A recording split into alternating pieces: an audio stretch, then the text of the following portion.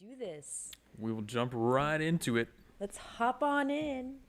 Hop straight into it. Welcome back, everybody, to the Weekly Narrative. We missed y'all. Happy New Year. Welcome to 2021. I'm your host, Jeremy. And this is Delaney. And we are live on DLive DLive Periscope. And YouTube. And YouTube today. You guys may have seen the reminder for... Right into it. Let's hop on. You may have seen the reminder for the YouTube event. There we go. Finally got that straddled there. Sorry, y'all. Working out all the kinks as we go, because we are multi-million-dollar production up in here. But if you guys prefer the DLive interface, go over there, check that out. Check us out. We do want to try and get most people over to the DLive place, because that's where most likely our locals live streams will be from. Mm-hmm. We're going to import the DLive player into the locals.com posts. And then we'll also be here on YouTube for y'all, for if you want the censored versions of us. That's right. Yeah, always. Remember, reminder, 2 weeks from today, we're going to start doing the after hours live streams on the locals.com. You can go to weeklynarrative.com if you want to join those. Yeah, hell yeah, why not? On the docket. I just broke my bracelet right now, Jeremy. Wow. Live on the air? Live on the air. Broke my bracelet in front of everybody. Terrible. What's up, M.A.? I see you out there. Glad to see you, catch you on a live stream. It's been a while. We've missed you. We actually talked about you in the last stream. Somebody in the chat brought you up, and they asked where you were. Yeah. And we couldn't answer. Anthony, what's going on? Stalking Horse, welcome. Glad to see you guys. Guys, the fam is here.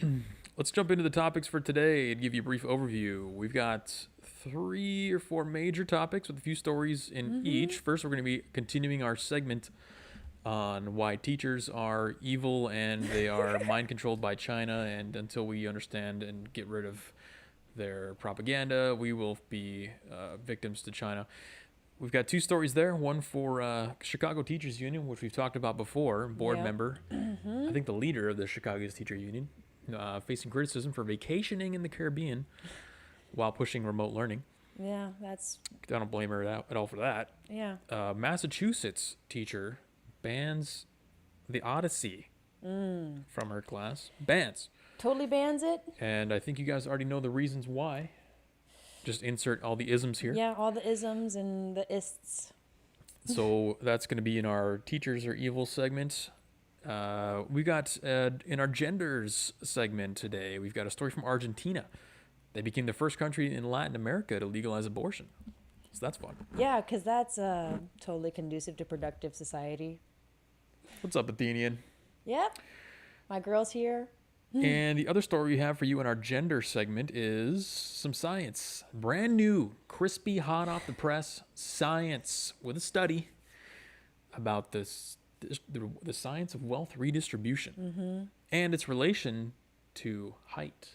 Oh, okay. So that's going to be interesting. As a 6'3" straight white male, yeah, it's good to see myself represented in science. You've got that representative card in your back pocket. Got some representation. Yep. So let's do it. Let's dive on in. And then in our totally not fascist, COVID is definitely not being used to control everybody segment. Yep. We've got 2 stories for you. One about a super spreader task force conducting raids on New Year's Eve in LA and busting up a bunch of parties. And then another video that you guys may have already seen from Canada, our neighbors up in the north.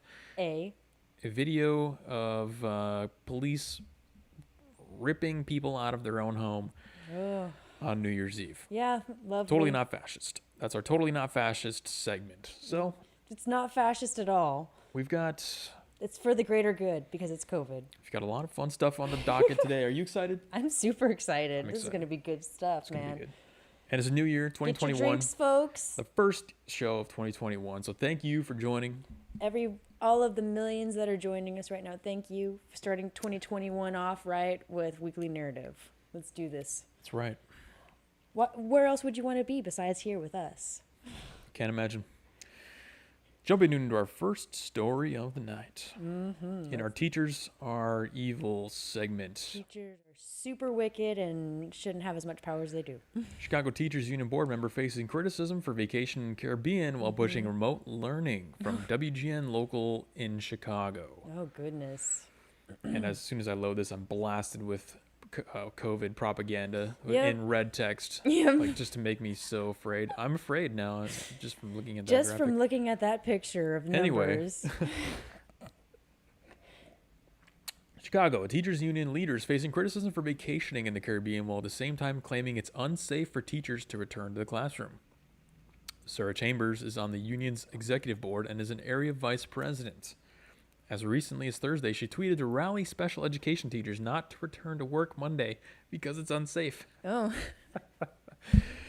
Just a few hours earlier, Chambers posted a picture on Instagram that appears to show her poolside in Puerto Rico and talking about going to Old San Juan for seafood. Wow.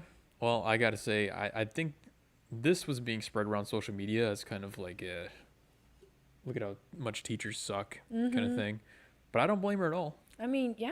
If I had the chance to go to Puerto Rico, especially Old San Juan, like, why not? It's not as if teachers weren't already pushing the narrative that school was dangerous. So teachers have been the loudest, especially teachers' unions have been the loudest and most vocal group for not recontinuing school. Yeah. Ironically, they want to all go to. Well, I've been working remote basically the entire year of 2021, and I got to say I love it. So I can't blame her for this too much. Yeah. I can't blame her. And like I said, if I had a chance to go to Puerto Rico, I'd freaking go. Like, even though we're not supposed to be traveling, we're supposed to be locked down. I think Chicago is probably in the same boat as like Sacramento. Yeah, how did she travel there? Well, it's still technically essential. the United States, so. Well, that doesn't matter. It's not the fact that it's international that makes it any special. It's just you're traveling on a plane. It's supposed to be, As long as you wear a mask, you'll be safe. essential travel only. But again, going to get seafood in Old San Juan, so I That's guess essential. that's essential. That's essential. It gets better. It's essential for your mental health. The post also mentions she previously had COVID, Wow. got a negative test result, and consulted her doctor before traveling. So it's okay. She talked to their doctor first. Yeah, she talked to her doctor and made sure she wasn't a super spreader like That's right. us. What's up, Johnny? What's up, Johnny? We are live. We're live up in here. We're live on YouTube, D Live, and Periscope, right? YouTube, D Live, and Periscope. So check us out on all of that, man. Like, if you don't want YouTube, then go on to D Live. Yep. We are on D Live? Hell yeah. Let me Love just it. refresh there real quick here and make sure we're good on that. Yes, we are. Heck Okay. yeah. Now I have to mute this as well. Oh, we're getting some audio from D Live too. I already muted the desktop audio. Okay, cool. How did you guys' New Year's party go? Or your New Year's Eve go? Ours was good. Yeah. We hung out on New Year's Eve. Yeah, we actually hung out on New Year's Eve besides like hanging out here. I invited him to a friend's house and we did like a bonfire, and him and I smoked a couple stogies and drank some vodka, and yeah, it was Good time good. was had by all. Good time was had by It was all. good. It was good. You know, and just it was a good time. I would say it was probably one of the best New Year's I've had in a while. Sounds like you got a little bit of a hangover situation, but I did have a hangover. I was hungover okay. for a few hours. That's why you get New Year's Day off. Yeah, that's essentially That's why it's a holiday. I mean, that's why they should make the day after Super Bowl holiday too, because everybody after Super Bowl is going to be hungover. But they're not going to do that. Like, no way. Especially with the way football's going right now. Screw football fans. Yeah, well, the way football's going right now. For our next story, we're going to Massachusetts. This is from Boston. theblaze.com. Massachusetts school bans the Odyssey as progressives demand purge of classics. Oh, yeah. I think Athenian said, "Why the Odyssey? It's a classic." I agree. It is a total classic. Did you read it in school? I read it in school. I had to. It was required reading story. at my school. I love it. I just love the mythology. Me too. I love Harpies mythology and too. Cyclops and stuff like that. Yeah, it's a great story. But it's 2021 now, and this means we have to be progressive. Oh, yeah. And we have to make sure that we're taking everyone's feelings into account. So let's continue on from the Blaze here and see why the Odyssey has been banned. Okay. A Massachusetts school has reportedly removed the Odyssey from its English curriculum as progressive education activists, Activists. aka teachers, progressive education activists. Okay, so I got to remember this is from the Blaze, so they're going to be a little biased. They are a little biased, but it's okay. And critical race theory ideologues seek to disrupt texts in quotes, disrupt texts, which I guess is one of their strategies, one of their tactics, by purging material they deem objectionable from the classrooms. Megan Gurdon, in an opinion column for Wall Street Journal, wrote about a sustained effort by critical theory ideologues, school teachers, and Twitter agitators to deny children access to literature. These activists object to classic texts such as Homer's Odyssey or Nathaniel Hawthorne's The Scarlet Letter. Here it comes. Oh. Because they allege such texts may teach, quote, racism, sexism, ableism, anti-Semitism, and other forms of hate. Because they couldn't think of any more isms to fit in there. Yeah, they couldn't think of... Racism, sexism, ableism, anti-Semitism. Where's the ableism? That is a lot of isms. What even is ableism? Well, because a quadriplegic can't slay a cyclops. Oh, okay. So you have to take the 0.001% of the population into account. If 0.001% of the population is going to be offended by something or they don't like it, that means the other 99.99 has to also comply. Yeah.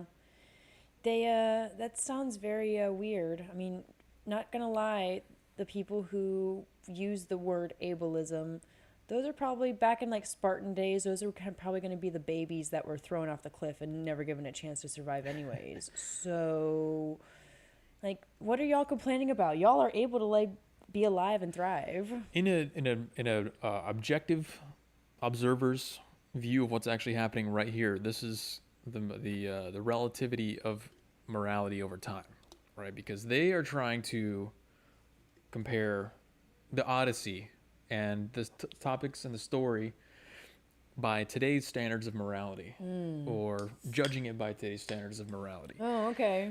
And that's a common thing that we see with like slavery, for example, and the founding fathers and all the slave owners were bad because they're using modern day morality as their compass to judge things that happened in the past when morality was different. It was different way back then. Back when there were very few humans on the planet, like 1619 Project. Yeah, I was gonna say let's bring up 1619 Project. You know, they have to change history because you have to keep rewriting it to modern day morality. Yeah, well, I mean, not gonna lie, I remember I think it was like 9th grade, my English teacher, she told us about all the banned books and all the books that got burned. And looking at them today, I'm like, I don't understand why, but you know, they were books like, even Harry Potter was like on one of the banned books list for certain countries and certain regions. So it's like even a freaking fiction book can, like, even most of them are all fiction anyways. Well, yeah.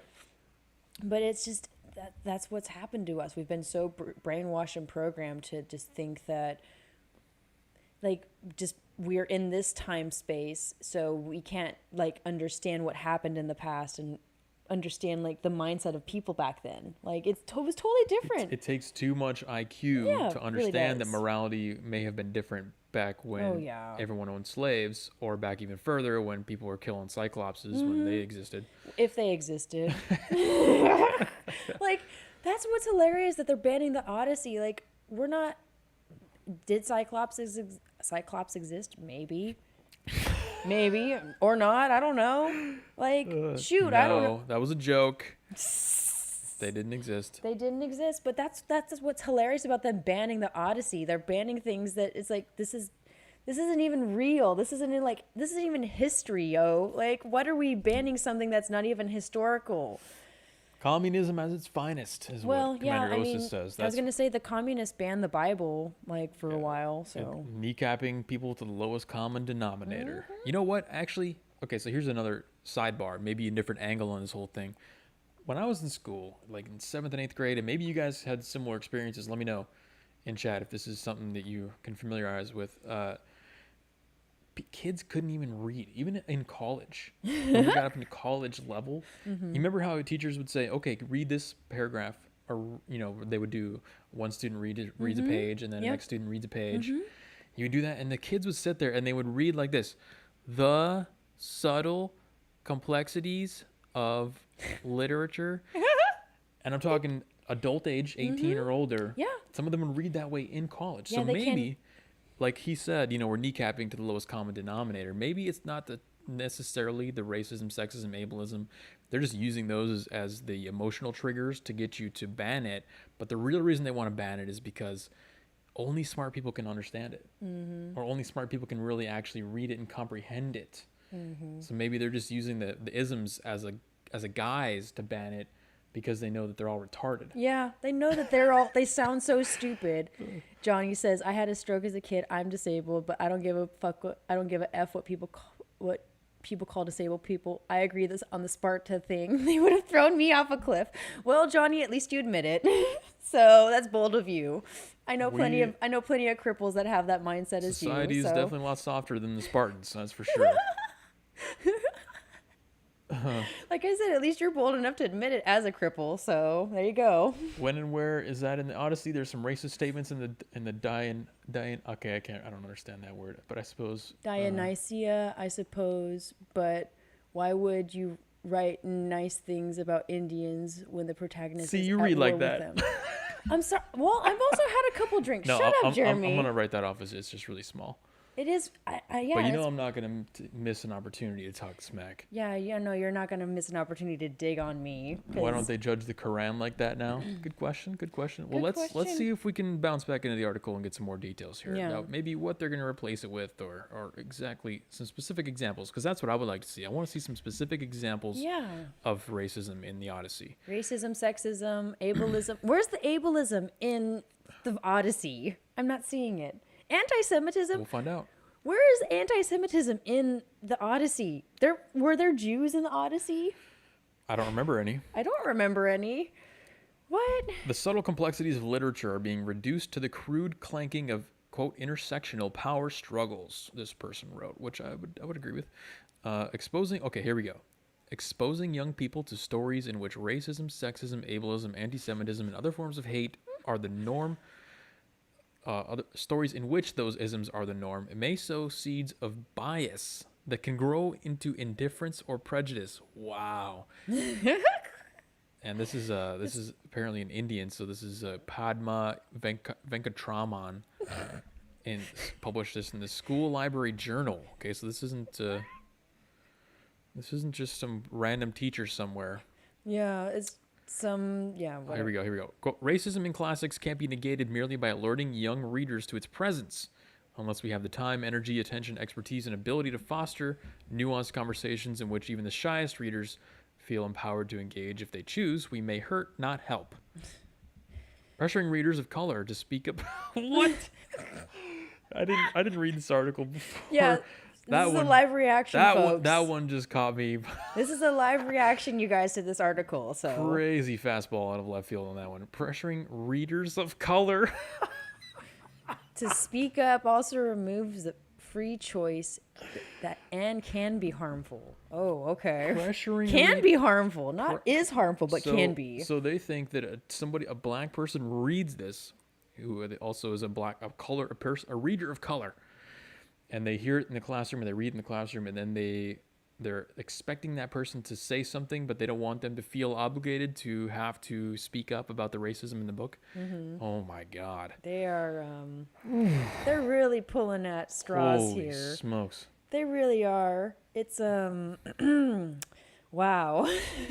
She further claimed, insisting on exposing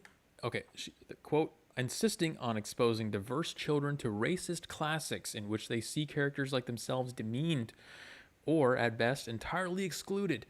It's not just insensitive, but downright cruel. But she does not advocate banning classic texts from the classroom. Exposing people to like history and just stories of the past is totally harmful. Like, oh my God. Again, they don't have the ability. Just ban storytelling altogether. Maybe that's what it is for them. It's they don't have the intelligence level required to understand that morality may have been different in the past, or in a different society. Not even you can take examples from other countries right now. Where people are being enslaved in Africa. Mm-hmm. Black people. You don't have to go back in time to see slavery and point at it. You go to like South Africa and you see white farmers getting murdered for their land. But nobody wants to talk about black slaves in Africa right now. And we're just white farmers getting killed either. It just so happens that the literature they want to ban is from the foundation of Western society. I can't imagine that there's any relationship there at all. Right? They are. This is just nuts. I love this. But she says, I'm not advocating we ban classics or erase the past. Classics are undoubtedly examples of excellent writing, or they wouldn't have survived the test of time. I'm just suggesting that we study classics in social studies classrooms where inherent ideas of inequality are exposed and examined. Well, that's part of what history is looking back at the past and learning what we did wrong and learning what we did right and learning from it. That's why we study history. This chick just wants to get rid of history, I feel like, and just get rid of storytelling altogether. That's a big part of their whole shtick, right? Is to rewrite or erase history, or as she says, expose and examine the ideas, as if they're studying the text as a scientific piece of item, not as a piece of literature. This is good stuff, man. Like, what a time to be alive! Where we're discussing like one of the super classics is being like just dissected for all of these things that it doesn't have. Well, ableism. Where is the ableism in the Odyssey? Well, that's the key, that they're able to continually get away with this kind of stuff because they do not provide examples. Yeah, why would they? It's like, where specifically in the Odyssey Give me a specific example. Yeah, like which story in the Odyssey gives you the idea of ableism, sexism, racism, whatever ism you want to like just give us. The reason they don't give you specifics is because they don't have any. Number one, they can't, but number two, they don't have to because they broaden the definition of those ism words so wide that you can just say anything. Oh, this article talked about a guy walking from the shore to the boat. That's ableism because if you're paraplegic, he's able to walk. So people in wheelchairs, they're excluded from this story. So that's literally that without even joking, that meets a definition, that meets a standard that they could use if they really wanted to. So that's how low the bar is. So for all the cripples out there, do you want to like only study history that caters to your demographic? Every story has to be about blind, deaf, retarded, quadriplegic things just rolling around.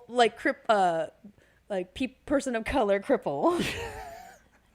That's just what every story has to cater to. Protagonist of color. A protagonist of color. That's what they want. So instead of just not banning these books that they clearly don't want our kids to read, just write your own damn stories of the quadriplegic person of color who's a cripple and has like all of the diseases. That's a good point too. We have, and this is a broader point that I've been thinking about for a while, is that the leftists suck at art now. They can't create anything worthwhile on their own. True. Because you're right, they could just create something alternatively that has the same merits on a literature level. They know that it wouldn't sell. Can't. They know it wouldn't sell. You can't make a story about a retarded quadriplegic protagonist of color who just rolls around in the wind like a tumbleweed and then happens to get the story completed somehow. No one's gonna read that. Yeah, no one's gonna read it. Nobody's reading Have you seen this on like bookshelves? It's called Anti-Racist Baby. Oh yeah, Ibram Kendi wrote that. I can't believe people are actually reading that garbage. Oh, I know people are, but I can't believe it. Like I saw that at Barnes & Noble the other day, and I was like, what is this? Anti-racist baby. What is this swivel? Anti-racist baby. You got to get them started early. That's you got to get them started early to make sure your children don't end up racist. Or, yeah. Let's jump over to chat and see what they had to say about this fantastic story here. We got, what's up, Mikey? Robert Anderson, also in the chat. New name. I haven't seen that before. Welcome, Robert. Robert says, Stalking Horse was laughing at the Readers of Color comment. Yeah, that got me really good, too. That was hilarious. Robert Anderson says, I saw an interview with a BA in English Lit who claimed not until she got out of college did she ever read for comprehension. English Lit is focused upon finding whose privilege is being justified. Well, there you go. We need to eliminate English literature. Literature, as a school is pretty awful. I'm just kidding. It needs to be reworked for sure. Well, I just think we need to have like non-retards teaching our kids about English literature. Well, what he said is exactly what they said in the article. They're not reading the literature as a piece of literature anymore. They're examining it as a racist artifact. Yeah. It's like this is a vestige of like old ideologies and what we shouldn't do. And I agree, that's what we shouldn't do. But y'all are like, now y'all are just wanting to ban it. That's not a solution. Banning things has never worked, folks. Athenian has a good point. She says they're trying to erase the greatest heroes of Western imagination. Hell yeah, baby. That's a good take. Why not? They want to eliminate just men altogether, so why not eliminate just heroes? Yeah, no, that's true. Because most of them are men. Not all, but most. Anthony says, so homeschooling is my only option? Yep. Yes, that's unfortunately it is. Unfortunately. But you know what? Now that everyone's working remote, you can maybe do it a little bit easier, you know? Yes, absolutely. I mean, if I ever have babies, I want to homeschool. Some comic relief by Stalking Horse. He says, I read anti-Semitic Mark Twain book as a kid, The Adventures of Solomon Shelstein. Oh, goodness. Back when they were in dire need of gender programs, but there was no superpowered Democrats to subsidize them. We got a $5 super chat from MA. Oh, man, $5 Her first make me one, holla. apparently. She says it's her first super chat. Thanks for being my only alt-centrist channel I enjoy. You are the real deal. We love you, MA. Thank you We for strive thank you to for meet the your $5 standards. super chat. We strive to meet your standards every day. Yep. And if we don't, then you can go, hit the thumbs down and go watch somebody else. Speaking of thumbs down, hit the thumbs up. Hit the thumbs up. We don't want no thumbs down. We don't have a thumbs down yet, Jeremy. Not yet. Not yet. The Antifa monitors they haven't gotten the notification. Yeah, they haven't gotten it yet. Also, you guys gotta like, share, subscribe, hit the bell, so that way you guys get notified when we're live. You can join in. Chariots are just handicap parking spots. Oh man. Oh goodness. Athenians also says that every single empire in history has rewritten. Their Aztecs regularly rewrote their own history to control the populace and suit an agenda. Yeah, that would be an interesting thing to look into, is the history of rewriting history. Yeah, right. Well, why? Because obviously it's been done before. Yeah, of course the Aztecs are going to rewrite their history because they have a history of sacrificing their own people to the gods and also cannibalizing their own people. So of course they're going to rewrite that. Nobody wants that. God. Maybe that was all fake and they just wrote that in because they wanted to sound more badass. Maybe they were really pathetic and weak, which is why they got dominated by the Spaniards so easily. They got dominated by like 500 conquistadors. Like, history. We were chopping everyone's heads off. We were eating each other and cutting out hearts. It could go the other way. I mean, that's true. Arian says, name one female hero, Delaney. Actual fighting hero. Your guess is as good as mine. I don't know. Like, I'm not that smart. Arian, you're asking too much of me. I got the spaghetti girl brain. Sorry. I can't even think of one. I mean, all the stories about men. They are mostly. I mean, what's it wouldn't make sense. Think about it. You write a story about a female, like, Achilles back then. No one's gonna read it. They're gonna be like, "What is this? Women don't fight because they never did." Isn't like Diana the goddess of the hunt, and maybe she's a hero? I don't know. I don't know her story. One of those mythologies she is. There's probably a few of them in like Greek and Roman mythology of them doing that kind of stuff. But again, that's mythology. That's not like real life. I don't know any real life women that are doing any of that shit. There are none. Women are bad fighters. Yeah. Joan of Arc. Arian said. Steeg says Joan of Arc. That's Joan of Arc. I mean, but that was much later than. That was much later than mythology. Greek, yeah. And Arian says there's none. Women are bad fighters. Yes, that we are. I mean, I will say, like, as a woman, and I've been in some fights in my life. I'm not saying a lot, but women fight dirty in comparison to men. All right. We really do. One more comment here from Robert, and then we'll hop into our next segment. Hell yeah. Robert says, it's the postmodernist critique Western culture. These books undergird our society by demonstrating that they are corrupt and champion isms they hope to undermine the foundations of our society. Of course. Couldn't have said it better myself, the Robert. The more isms you have, the more just your cause is, don't you know? That's what I said. I hinted at it earlier in that I don't think it's a coincidence that this just happens to be an icon of Western's like culture. You know what I mean? They're going after this one in particular because of exactly what Robert said. It's the undergird of our society. Western society is founded on stories like this. It is. Yeah, it is. right. Mikey says she invented the Hunt tomato sauce? Question mark. Yeah, because she's back in the kitchen where she belongs, Mikey. Damn, that was a good one. Mikey. Arian says Good job. Amazons were a myth. Joan of Arc, and Arian also says Joan of Arc was not an elite fighter. She was a symbol. Agreed. That's why I say she wasn't a fighter. Pocahontas? She wasn't a fighter either. No. She was a symbol. That's just the first female. And then like, MA person I says can think we are better suited to be mothers. Exactly. Like, even though I dress like a total boy, but I'm still female at the end of the day, and I know I'm best suited to be a mother that like takes care of the household. So that's what I'm more geared towards. That's what I want to do. Like, let me take care of you. Oh goodness. All right, that was well. As you guys know, I just want to wrap this up by saying that I don't actually hate teachers. I don't think teachers are evil. I think what we have right now is a system run by and controlled by China to a large degree, not entirely, that pumps the teachers full of this kind of stuff, which they then use to go out and propagate into society by teaching our children. Yes. There's nothing inherently bad about teachers. If anybody's a teacher, I don't think you're evil. I'm just saying that the general state of teachers today is propagating stuff like this, Trash. where it's almost like their explicit goal is to destroy Western society. It is. Well, that's what they want. That's what again, China wants. As an alt-centrist, objective observer, if you look at what they're doing, you would have to come to the conclusion that it seems like they hate everything about Western society and they want to destroy it. Yeah.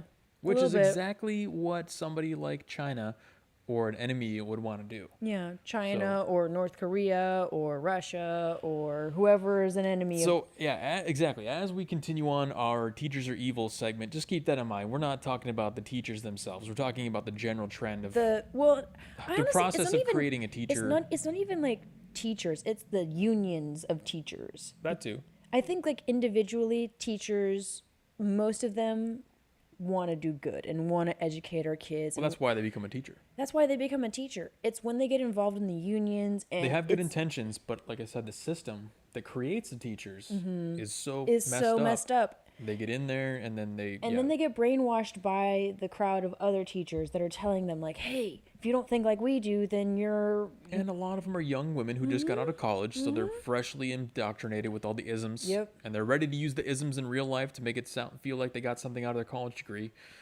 which they probably didn't. Yeah. And May wants to know how China is involved, specifically to you, Jeremy. So China, I would say, is involved in an indirect way by funding teachers' unions, by backing up all of the organizations that colleges use to generate these people. Again, not in a direct way. It's not like some Chinese guy is writing a check. But no, it's not. It's indirect. They have their hands in everything in our entire society. Yeah, they do. And they know because they're long-term strategists. China's fighting a long-term war right now. They know that in order to win and weaken us over time, it's to get to our youth, get to the children, and the way to do that is through the teachers. So we'll continue to examine the link between China and these teachers' unions in the future. Well, I mean, I don't know if there's a super direct link, but it's just it just seems very coincidental that a lot of things that just coincide with just the propaganda that China uses to get their society the way that they want, and they're doing the same thing here, but just slowly and just like letting it seep into the culture through like the teachers and the universities, and just letting it just all like infect the brains of our youth. Yeah, we'll definitely examine it. It's a good question that can't be answered in like one or two sentences here for you, but we'll definitely examine it in the future. Oh, MA, don't worry, girl. I got you. One thing that a rabbit hole that if you really want to go down is Chinese nationals in American schools. Oh, there's tons of them. That if you want to Google that, you'll go down a rabbit hole all night. There's tons of them. There's tons of them. Why do you think Harvard is starting to discriminate against Asians? That's a whole different story. That is a whole different story. Ironically, yeah, our schools are discriminating against Asians while our schools are teaching narratives and ideas that benefit China. Because we need to talk to our Chinese friends. Moving on to our gender segment. This is Oh gonna be yeah, hot topic. Fun segment. Hot Take Saturday. Times here. we have a story from Argentina. Not really a story, but a short video of the clip that I wanted to show you guys to portray an idea. Yeah. This is from Argentina.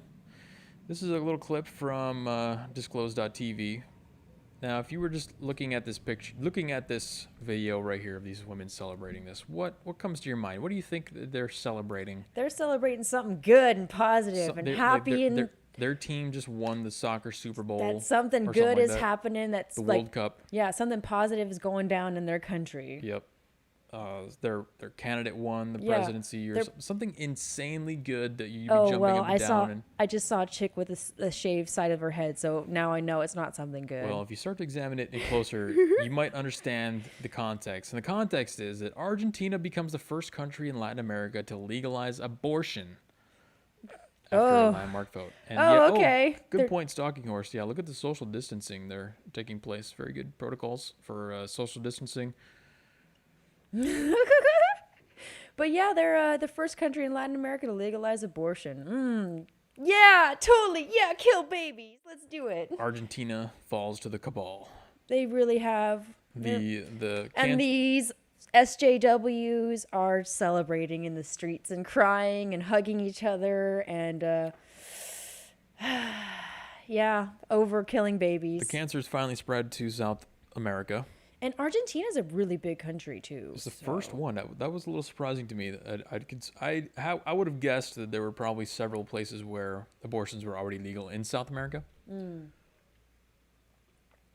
But the fact that it hit Argentina, it's kind of scary. The reason I wanted to bring this up and I want to talk about this is because it's a general indicator of the continuation and propagation of this feminism kind of narrative.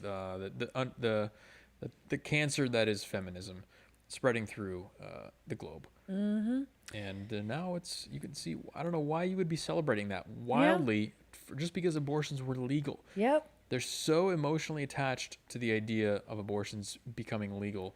They're literally, I mean, as an objective observer, again, I have to look at this and say, there's one guy in the background. Yeah, there's one dude. He's like, oh, all right. He's like, I might get laid by one of these girls tonight. So I have to, as an objective observer, assume that they are cheering because they want to get abortions. Yeah, all of them. They just want to have the right to be able to get one. Or they want to be able to, have irresponsible sex and not have to pay any consequences. I think that's probably more of what it is. Because that's exactly what abortion symbolizes. It's the separating yourself from consequences. Mm-hmm. It's not about, the baby's born here and this is when life begins, any of that kind of stuff. No. That's all red herring, distraction, discussions. When you're debating abortion, don't even talk about that kind of stuff. Yeah. It's all about releasing yourself from consequences, releasing yourself from responsibility. And that's why they're so happy. Yeah. Because if somebody told me like, hey, you don't have to pay rent anymore, I'd be jumping up and down in the same way. I'd be like, yes! You'd be like my 3-year-old nephews on Christmas. Yeah! They just see a box. It's no responsibility. I don't even have to care anymore. Yeah. Of course I'd be celebrating. So on my personal Instagram page, which is different from my political one, I had a few friends that posted about this and they were cheering like, yeah, abortions in Argentina. I'm just like over here crying and sad. Like that's the global feminine sisterhood cheering on their that's why I don't cheer. I'm like, no, sorry, that's not a good thing.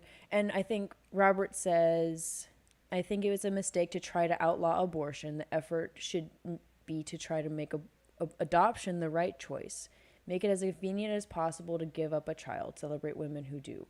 I think so too, Robert. That's my personal philosophy as well. Because when I tell people that I'm pro-life, they're like, oh, the XYZ, blah, blah, blah, blah. And I'm like, I'm not trying to outright outlaw abortions. I'm trying to change the culture and the narrative behind it and try to change people's perspectives, because I think that's a way more significant thing than just outlawing it. Because look what happened. Do you mean? Well, remember what happened when we outlawed booze, and what happened? There was way more alcohol production and consumption just on the down low. So I think yes, outlaw. Well, it's because that's kind of different though, because there's a demand for that product. There is, but there's also a demand for abortions too. Like, believe it or not, I wish, and that's what I'm trying to do, is trying to like curb the like demand Lena for Dunham said she wants to get an abortion, even though she's never even, like had a kid. right? Yeah, well, Just because she wants to have an abortion. yeah. And I'm trying to curb that perspective and just. I know it's like it's a losing battle, but it's way better than just outlawing something, because when you outlaw something, it's not gonna really outlaw it. People are still gonna find ways to get it. I don't know. I think it's different. We're talking about a medical procedure versus a product. Yeah. I don't think you can't really have a black market for abortions.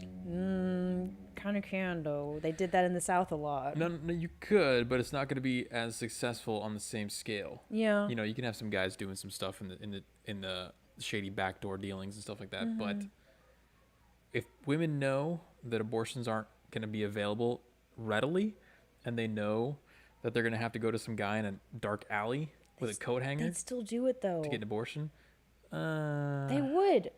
They would, Jeremy. That is how psychotic. some of them would. That is how psychotic some of these women are, Jeremy. Is that they would do that.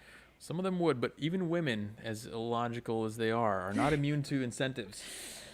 It's true, but that's why I'm saying, like, I'm trying to wake up the mindset and trying to change the mindset and the perspective first before we just outright outlaw it. Because it's like if we just change and curb the demand for it and just get people to rethink it, then it'll make it easier to outlaw it and be like, oh yeah, let's totally like ban this, because why not? Because it's so like we don't need it at this point. Like we all just accept responsibility for unprotected sex. It's all just a result of the sexual revolution. Yeah, it is. That's all it is. It's just hedonism without consequences. Even what you're doing is only halfway to the full direct point, which is most amount of pleasure with least amount of consequences. Yep.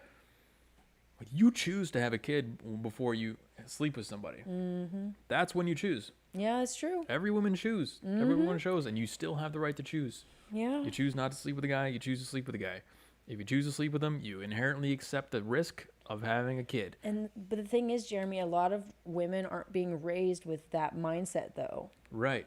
So that's why I'm trying to step in. See, now I'm pulling you in. No, and I'm trying to step in and be like, no, we need to change the mindset. So we need to redirect them to not think of sex as this, it's just like for fun. No, sex is literally. You have to destroy the narrative that feminism created, which is that women are so empowered if you sleep with 1,000 guys. Yeah.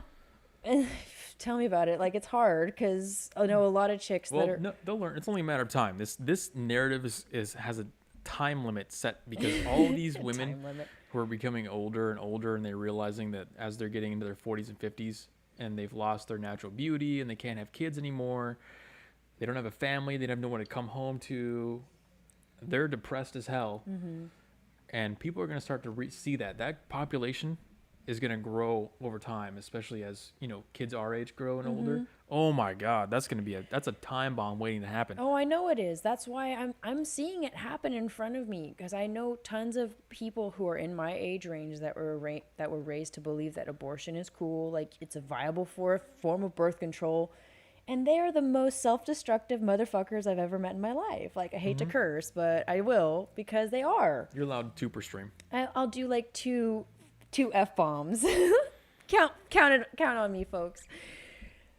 And I'm just tired. I'm just tired of seeing women being brainwashed, and men too, because there's a lot of men that are like, oh, it's fine if my girl wants to go out and get an abortion, even though it's my child as well. They're totally cool with it, and I'm trying to get men to change their mindsets about it too. That's the thing about abortion, is the advocates, the pro-choicers, put the 100% of the responsibility on the woman to choose. And it's not just on the woman. It has nothing to do with the man. Yeah, but it all has to do with the man. Even though it was 50-50. It is 50-50. It takes two people to create life. MA says, look at Rose McGowan. Exactly. Perfect example. That chick is just melting down. She is. She's totally melting down. Like, I've heard, right before Biden got... Shaving her head and stuff? Yeah, well, right before Biden got elected, apparently she went on Twitter saying how even Biden's a piece of shit and you shouldn't vote for him, so... Oh, yeah.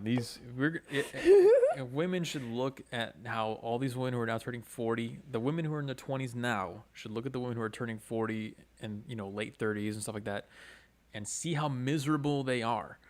That's the thing. With feminism being around for as long as it has, women's happiness as they've studied it, has continued to just go down. Oh yeah, totally. So it's not working. It's All not. this stuff, the abortion stuff, doesn't make them any happier. Why would it? Like, I don't know. It just I've never been one to really celebrate abortion like that. To me, it's life. It's beautiful. It's wonderful. Like, even if you don't want it, it's still life. And we should, I think, Robert said that we should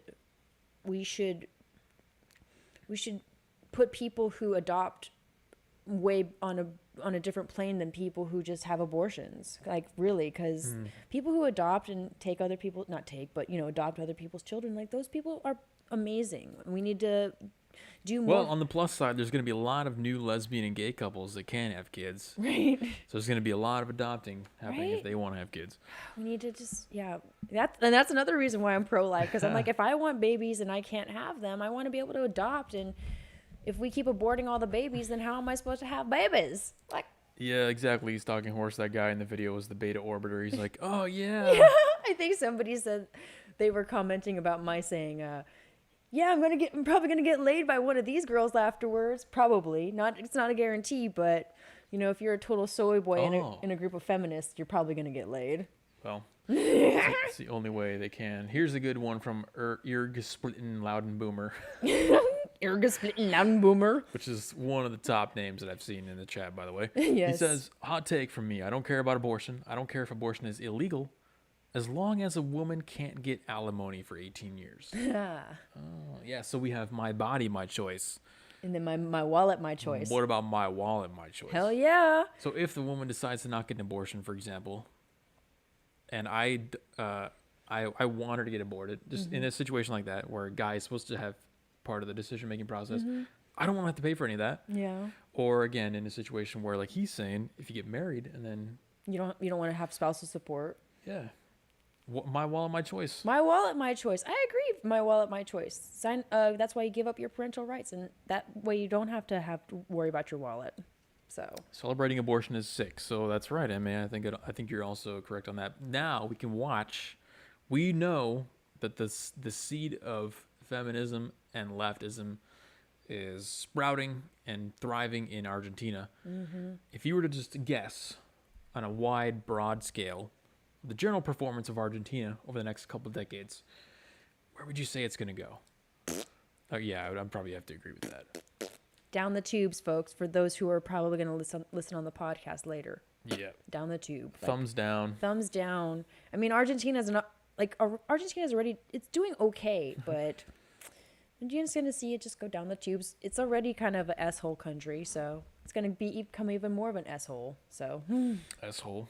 S-hole. Because I don't want to get flagged for cursing too much or get shamed for cursing too much. Abortion is satanic, not even mentioning the psychological damage. Sir Bader. What's up, Sir Bader? Welcome. What's up, Bader? Welcome back, buddy. Yeah, no, that's right. They don't even talk about the psychological damage that happens as a result of getting an abortion. We don't want to talk about that. Why would we talk about that?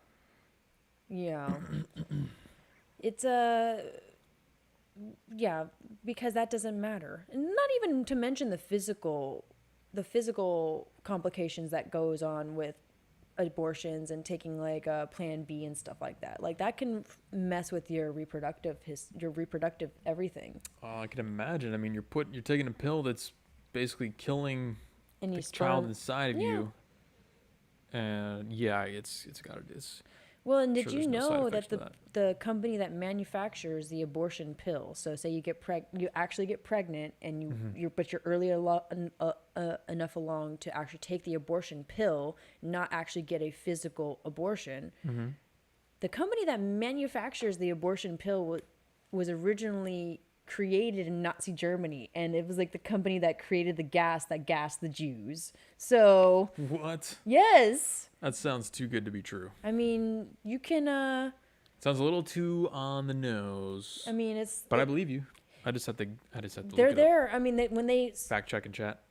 Fact check us, but I'm just saying I've read a couple different stories about that, and that's another reason why I don't like it. It's like that's just not only is it just disgusting to me to disregard human life like that, but it's just, if you look into the history of the companies that are running and manufacturing these things, that take away our abilities to have children, like, why would you, like, if you say you're against racism, why would you take this kind of garbage and put it in your body when you know, like, when we know it was run by Nazis? You're assuming that there's thought involved.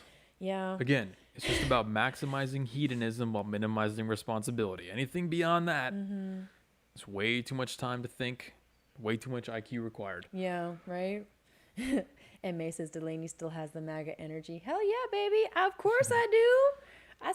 MAGA all the way. Athenians on board with the my wallet, my choice. I like that. Yeah. My wallet, my choice. I'm all about my wallet, my choice too. Anthony, I agree with you. I don't understand. This is my confusion with this post. This seems like something you would see from like 2012 or something around there, 2010.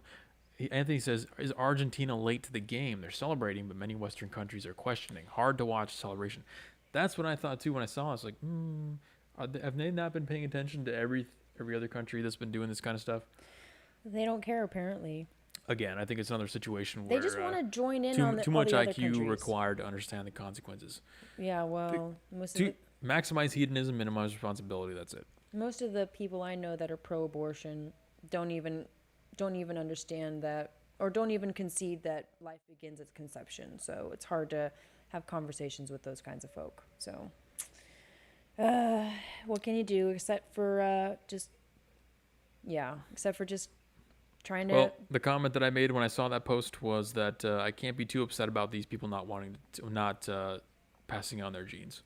Yeah. So at the end of the day, worthy. At the end of the day, it comes right back to nature and biology, which again, like we talked about, I think in the last episode or the one before that, you can never escape nature. And if these people want to select themselves out of the gene pool, then go for it. You want to opt out of like having your mark on this land forever, then go for it, but not me.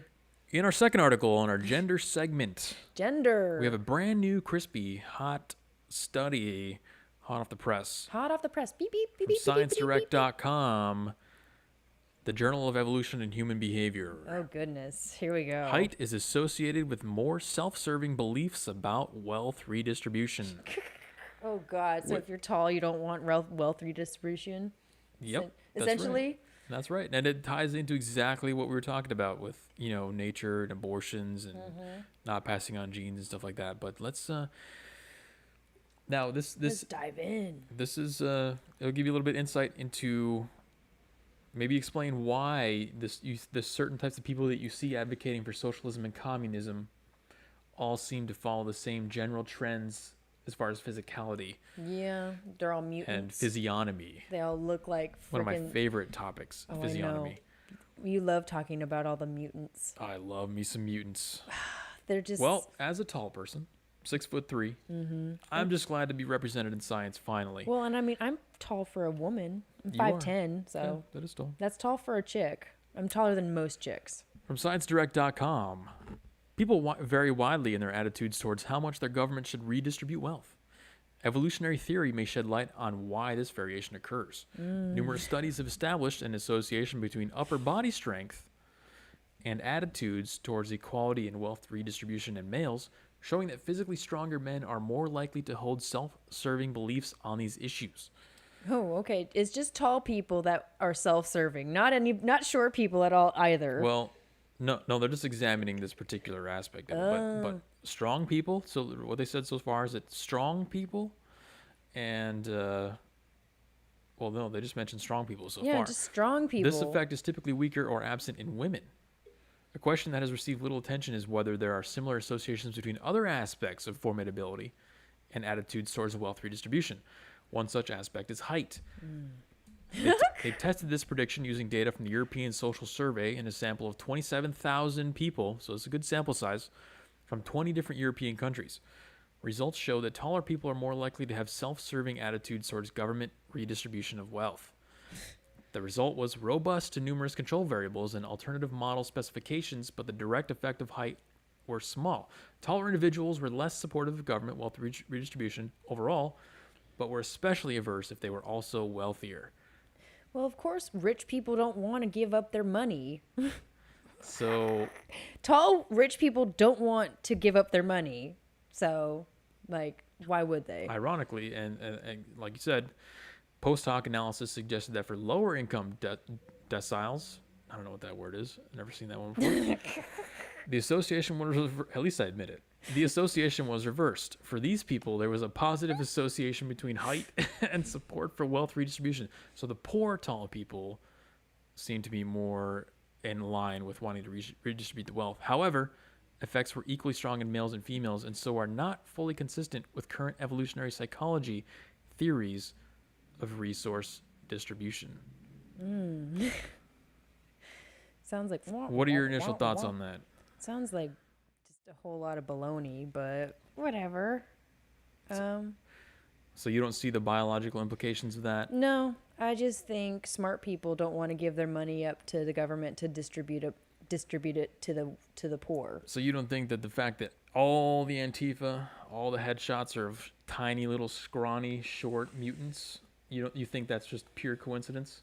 I mean, it's not coincidence. It's just they are... Have you ever seen a Giga Chad get arrested at an Antifa protest?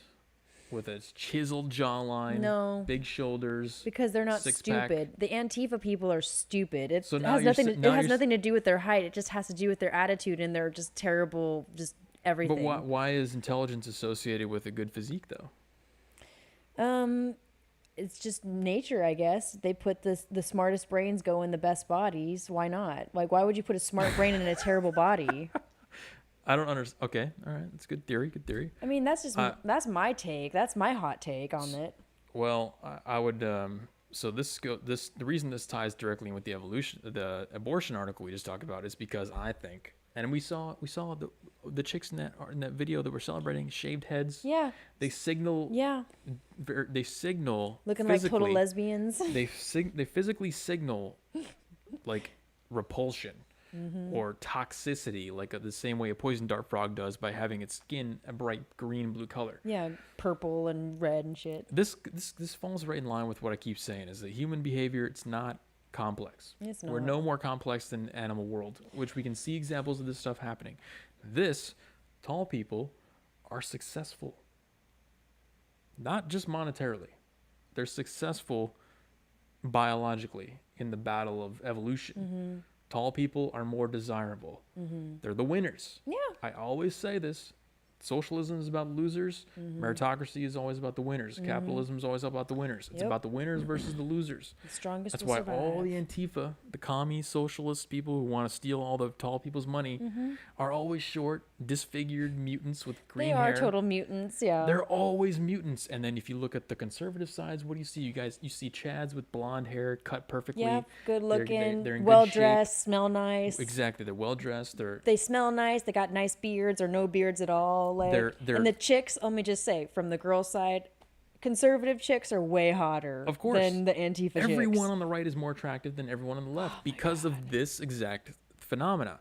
Successful people who are genetically successful, not just monetarily and economically successful, they are less for egalitarianism and more for meritocracy, because the reason that they got to that point in their existence is by meritocracy. Survival of the fittest. Johnny says, don't take Delaney's theory too seriously. You're right, Johnny. Don't take me too seriously at all. I'm just the stupid person up here that just spouts my shit. And then hopefully y'all resonate with it or not. Call me out. I love it. I love it. Call me out on my stuff. What's up, Noah? No, that's what this is. This is where we get to think out loud. Mm-hmm. We're thinking out loud. No one's claiming to know everything here. I don't know shit. I'm here to get educated, okay? That's why I was saying I liked your take, because I wouldn't have thought of that. Yeah, well. But in general, I think you're right. The ones that have more successful physicality, the tall people, the ripped people, would also more likely have, because 80% of the genome is expressed in the mind, which is exactly why I say these people are mutants. When you have physical deformities, like being short and having unsymmetrical faces and messed up teeth and all that stuff, messed up skin. Those physical deformities are indicators of mental deformities, because again, 80% of the genome is expressed in the mind. So your theory, actually, to back you up, is pretty true. The people who are good looking on the outside would also get the better mind. Usually, typically. And I'm not saying, like, there are a lot of crazy, good-looking people out there. It's a strong correlation between a healthy mind and a well-put-together body. Exactly. Exactly. Which is why, again, conservatives tend to be more attractive. Mm-hmm. Oh, yeah. Much more attractive. The conservative babes out there, they're way more delicious than Antifa. I mean, I follow an Instagram account called Hotties on the Left, and it's literally just a bunch of pictures of just behemoth whales that are just like tattooed and like got all kinds of face piercings. And when you have no standards for beauty, everyone's beautiful. Mm-hmm. And then I also follow an account called Hotties on the Right. And the hotties on the right, oh my God, let me just say, those hotties are actual hotties. Yeah. Like total babes. Like these girls, like you put a bikini on them and it's just like, yum. What's up, Babs? Welcome to the chat, buddy. Welcome, Good Babs. to see you around again, man. He says, you look at most wealthy people, they are what we as society consider attractive. Yes, that's true. Most of them. There are a lot of rich people that are fugly as hell, and that's not their fault, but they're wealthy. Oh, he brings up a good point. Actually, Babs, you bring up a really good point. So this also might be another angle on this study. The physically attractive people, he says, they have more opportunities presented to them in their lives. So they have a higher chance of becoming successful. Yeah. So maybe there's like an ingrained kind of knowledge, an ancestral knowledge, knowing that, oh man, I look great, I look good, I get a lot of more opportunities to me. I don't want to set up a system in which redistribution of wealth is the norm when I know deep down, even at a subconscious level, that I'm more likely to be successful, and I'm not going to be the benefactor of this wealth redistribution. It's going to be the fuglos who are going to get the money, from me. They're going to take my money, not the other way around. No, I'm not going to get money from them. They're going to take my money. That's exactly it. And just use it for garbage to just continue to be fugly monsters. Yes, exactly. Yeah. M.A. Delaney, you crack me up. I crack myself up most of the time anyways. Everyone knows that physical attractiveness is a huge advantage, which leads us kind of a sideways into why all the ugly people are commies and socialists. Mm-hmm. They realize on either a conscious or subconscious level that they're losers in life. And it's just the way that it is. Me and you could have been losers. Oh, totally. We just happen to turn out to be winners. I just happen to have two parents that were pretty good looking, and then they created me. Yeah, so. Pure random chance that I'm, I could have gotten the ugly gene from both my parents, but I got the beautiful gene. And that's just the way that is, but you got to acknowledge reality. And smart, too. It's smart. It's not fair. It's not fair. Well, I say somewhat smart. I'm not going to say like I'm the smartest of them all. I got somewhat smart. At least I'm moldable. Erg Splittin' Loudenboomer says he'd be offended by the conversation, but he's 5'11". That's pretty good. You're taller than me, so you're already like above the curve. Looking. See, because a lot of men aren't taller than me, which is kind of sad. Just statistically speaking, the fact that you're listening to this chat and you're on this live stream means that you're probably above average attractiveness. Yeah. Or at least average attractiveness. You're not a mutant, that's for sure. Most of the people in this chat right now are good looking, smart, and awesome people. Let's just say that. They're successful. Mm-hmm. And when I say successful, I mean it in a biological term. Mm-hmm. Like you're successful at passing on your genes and you're successful at receiving good genes. Yep. Which, again, guys, I'm trying to spread this idea. Everything that you see with the socialism and communism, you can link it to some kind of broad, hidden cabal plan that what's the secret group that gathers and always the Bilderberg. Oh yeah, they're trying to implement global communism to enslave the population. Guys, you can explain everything you see with simple biology, just like this right here. We're no more complicated than any other animal in nature, and to complicate it any further beyond that, I'm not saying the Bilderbergs aren't influencing us, but even just left at our own devices, society would naturally separate itself in this way. The losers demand equality, the winners want to keep their own stuff. Yeah, the winners want to keep what they have, and the losers want everything that the winners have. That's it. That's what it boils down to, and I'm not about that. Sorry, y'all. Like, earn your own crap. And if you're not pretty enough, then be smart. Like, that's the thing.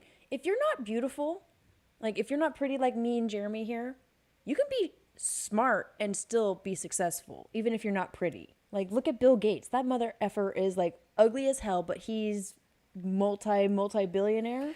Yeah, when I say success, in this context, we're talking about biological, but you can be successful economically. Yeah. That's the thing. These mutants, they still have the opportunity to be successful. There's nothing is 100% deterministic. Yeah. It's all about your Just attitude. because you're born with a lopsided face and you're 5'3" or whatever, and you're skinny and you can't put on any muscle, doesn't mean you still can't become successful. You can be super smart and This is an olive branch to the leftists and the communists saying that you don't have to, go the way of force and demanding my money. yeah. You can become successful on your own. Get your own money, bitch. You can do it. That's what I say. Get your own money. If there's plenty of it out there, It's not a cabal, it's a tribe. people act like there's no money out there whatsoever. No, there's plenty of money. Like everybody has a little bit of money. So you just got to find whatever it is to help you get money that you have marketable. And if you're an ugly mother effer, get a skill. Like, I don't care, but just don't complain about like that rich people are making too much money All because that they're time pretty. you guys spent out, smashing windows in Portland, maybe go just download the free courses from MIT online and watch through those. Right? Instead. Go on YouTube, or better yet, like if you want to go to school because you all believe in school, instead of going to school for gender theory and lesbian dance theory, go to school Ben and Shapiro, good learn a example, trade. Anthony.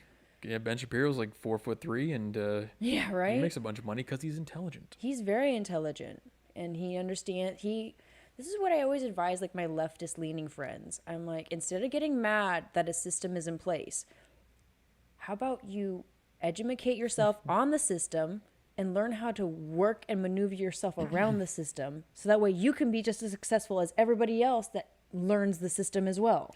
Like, they just don't want to do it. That's the problem. Yeah, you may have not been dealt the best hand biologically, but you can always make up for it with effort. And that's the truth. Stalking Horse says girls like dudes with skills. It's true. Napoleon Dynamite said it right. Girls like dudes with skills. How many jobs do you think Bill Gates is responsible for creating? Would we even be here on the stream tonight had Gates not wanted to put a computer in every home? Probably no, not. we would not. That's why I brought Bill Gates up, because that dude is one, oh my God, physically. Honestly, I don't even know if he's a real person at this point anymore. He's pretty mutant, physically speaking, yeah. And his wife is totally like, I'm pretty sure his wife's a tranny, but that's just me looking at pictures of her. But Erg splitting says, what is the city in the background? That's Sacramento. we are in Sacramento, California. Instead of smashing windows, smash that like button instead. MA. Yes.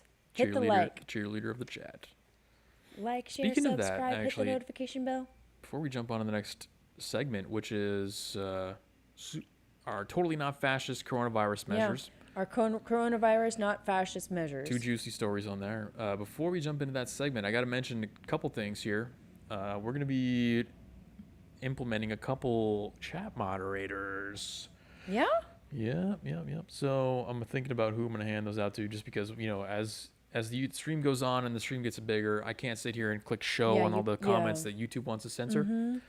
So I'm gonna get. We're gonna see who shows up for the stream the most, and we'll moderate for us. But also, I'm gonna be giving away two $50 Visa gift cards. $100 to my locals.com followers. So, like I said, in 2 weeks, guys, we're gonna start doing after hours live streams, which is an hour after this stream, where we take a shot before we do it, and then we get to talk about all the stuff that YouTube won't let us talk about. Yep. It's going to be a great time. If you want to get in on that, go to weeklynarrative.com. It'll take you to my locals page where you can sign up for that. In 2 weeks from now, we're going to be giving away two $50 gift cards on the first after hours live stream. Hell yeah. It's going to be a great time. Yes. Because I want to give back to you guys. Happy New Year's, Merry Christmas, and all that kind of stuff. We got to give back to the viewers. New Year. It's also, our first time doing the locals thing. So, why not? We've got to celebrate all around. We've got to incentivize you guys. Throwing out some money. We're going to do a make it rain, but Visa gift card The great thing is about that is that, I don't know if you guys see the count in chat, but it's not that big right now. So you have a good chance of winning those if you want to join. You have a really big chance. You heard it here. This is the hot take Saturday for our locals.com page. Come on, join us. It'll be fun. It's going to be a great time. It'll be a great freaking We time. already do the after hours live stream. We just don't film it because we always hang around and talk about stuff I usually that we stick can't talk about. around because this is his place. I usually stick around for at least an hour, or so. And we just talk back and forth about random stuff. And we have to decentralize people. That's the point. Okay, we got to take you off of YouTube onto our own platform. Even though Locals isn't our own platform yet, it's the closest we can get to. Decentralize. And on that note, let's go over to LA County for our coronavirus measures are totally not fascist segment. Not fascist at all. Hold the phone. We got a $10 super chat from Gooch. The Gooch. Been a while since I've seen you, buddy. Glad to see you around again. Happy New Year's. You, the he Gooch. says, Happy New Year's. Much love from Texas. Tejas. We love our Tejas Thanks, brothers Gooch. Thanks, and sisters up in the house. Really appreciate that, buddy. Yes. So, I don't know if you guys have been paying attention or not, but the way that they've been enforcing this coronavirus stuff has a little bit of a scent of fascism to it. And this continues on with that trend from ABC7.com. Local LA channel. LA County reports 20,000 more COVID cases. LASD raids 5 super spreader New Year's Eve parties. Super spreader. Hell yeah. Let's see it. Los Angeles County reported another 20,000 new cases of COVID-19 and 207 additional deaths Friday. Oh, gosh. Although 40 of the deaths were from backlog associated with a Spectrum outage. Their internet's going out too. Oh, no. True dystopia. And holiday reporting delays. The number of coronavirus patients in county hospitals rose to 7,600, the highest number seen during the pandemic, with 21% of those people in intensive care units. Conditions continue to work. So they're priming you so that what you're about to hear doesn't sound so absolutely absurd. This is why they're bombarding you with numbers and statistics and so many deaths and 20,000 cases. Even local news channels aren't immune from trying to prime you and persuade you. So they're trying to soften the blow that's about to come. Oh, of course. With ambulances waiting up to 8 hours to offload patients, leading to a shortage of paramedic crews on the streets and longer 911 response times. Amid the unfolding disaster, the U.S. Army Corps of Engineers is sending experts to help with the oxygen delivery systems. So they got all this stuff that they're talking about just so they can point this out right here. Let me run this video here. So what you're seeing in the video is a commercial. That's a commercial. What you're going to see in 10 seconds is Here, let me go grab a drink. riot police. Okay, cops in not full riot gear, but like half riot gear. Half riot.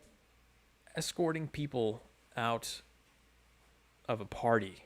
And we're talking about females wearing skirts, guys in peak coats. These aren't criminals. There's a team of police officers here escorting people out of these super spreader events, which is totally not fascistic at all. Knock, knock. We heard you're having a party here. Time to break it up. You're, too many people gathered. Using state-sanctioned force to break up a party.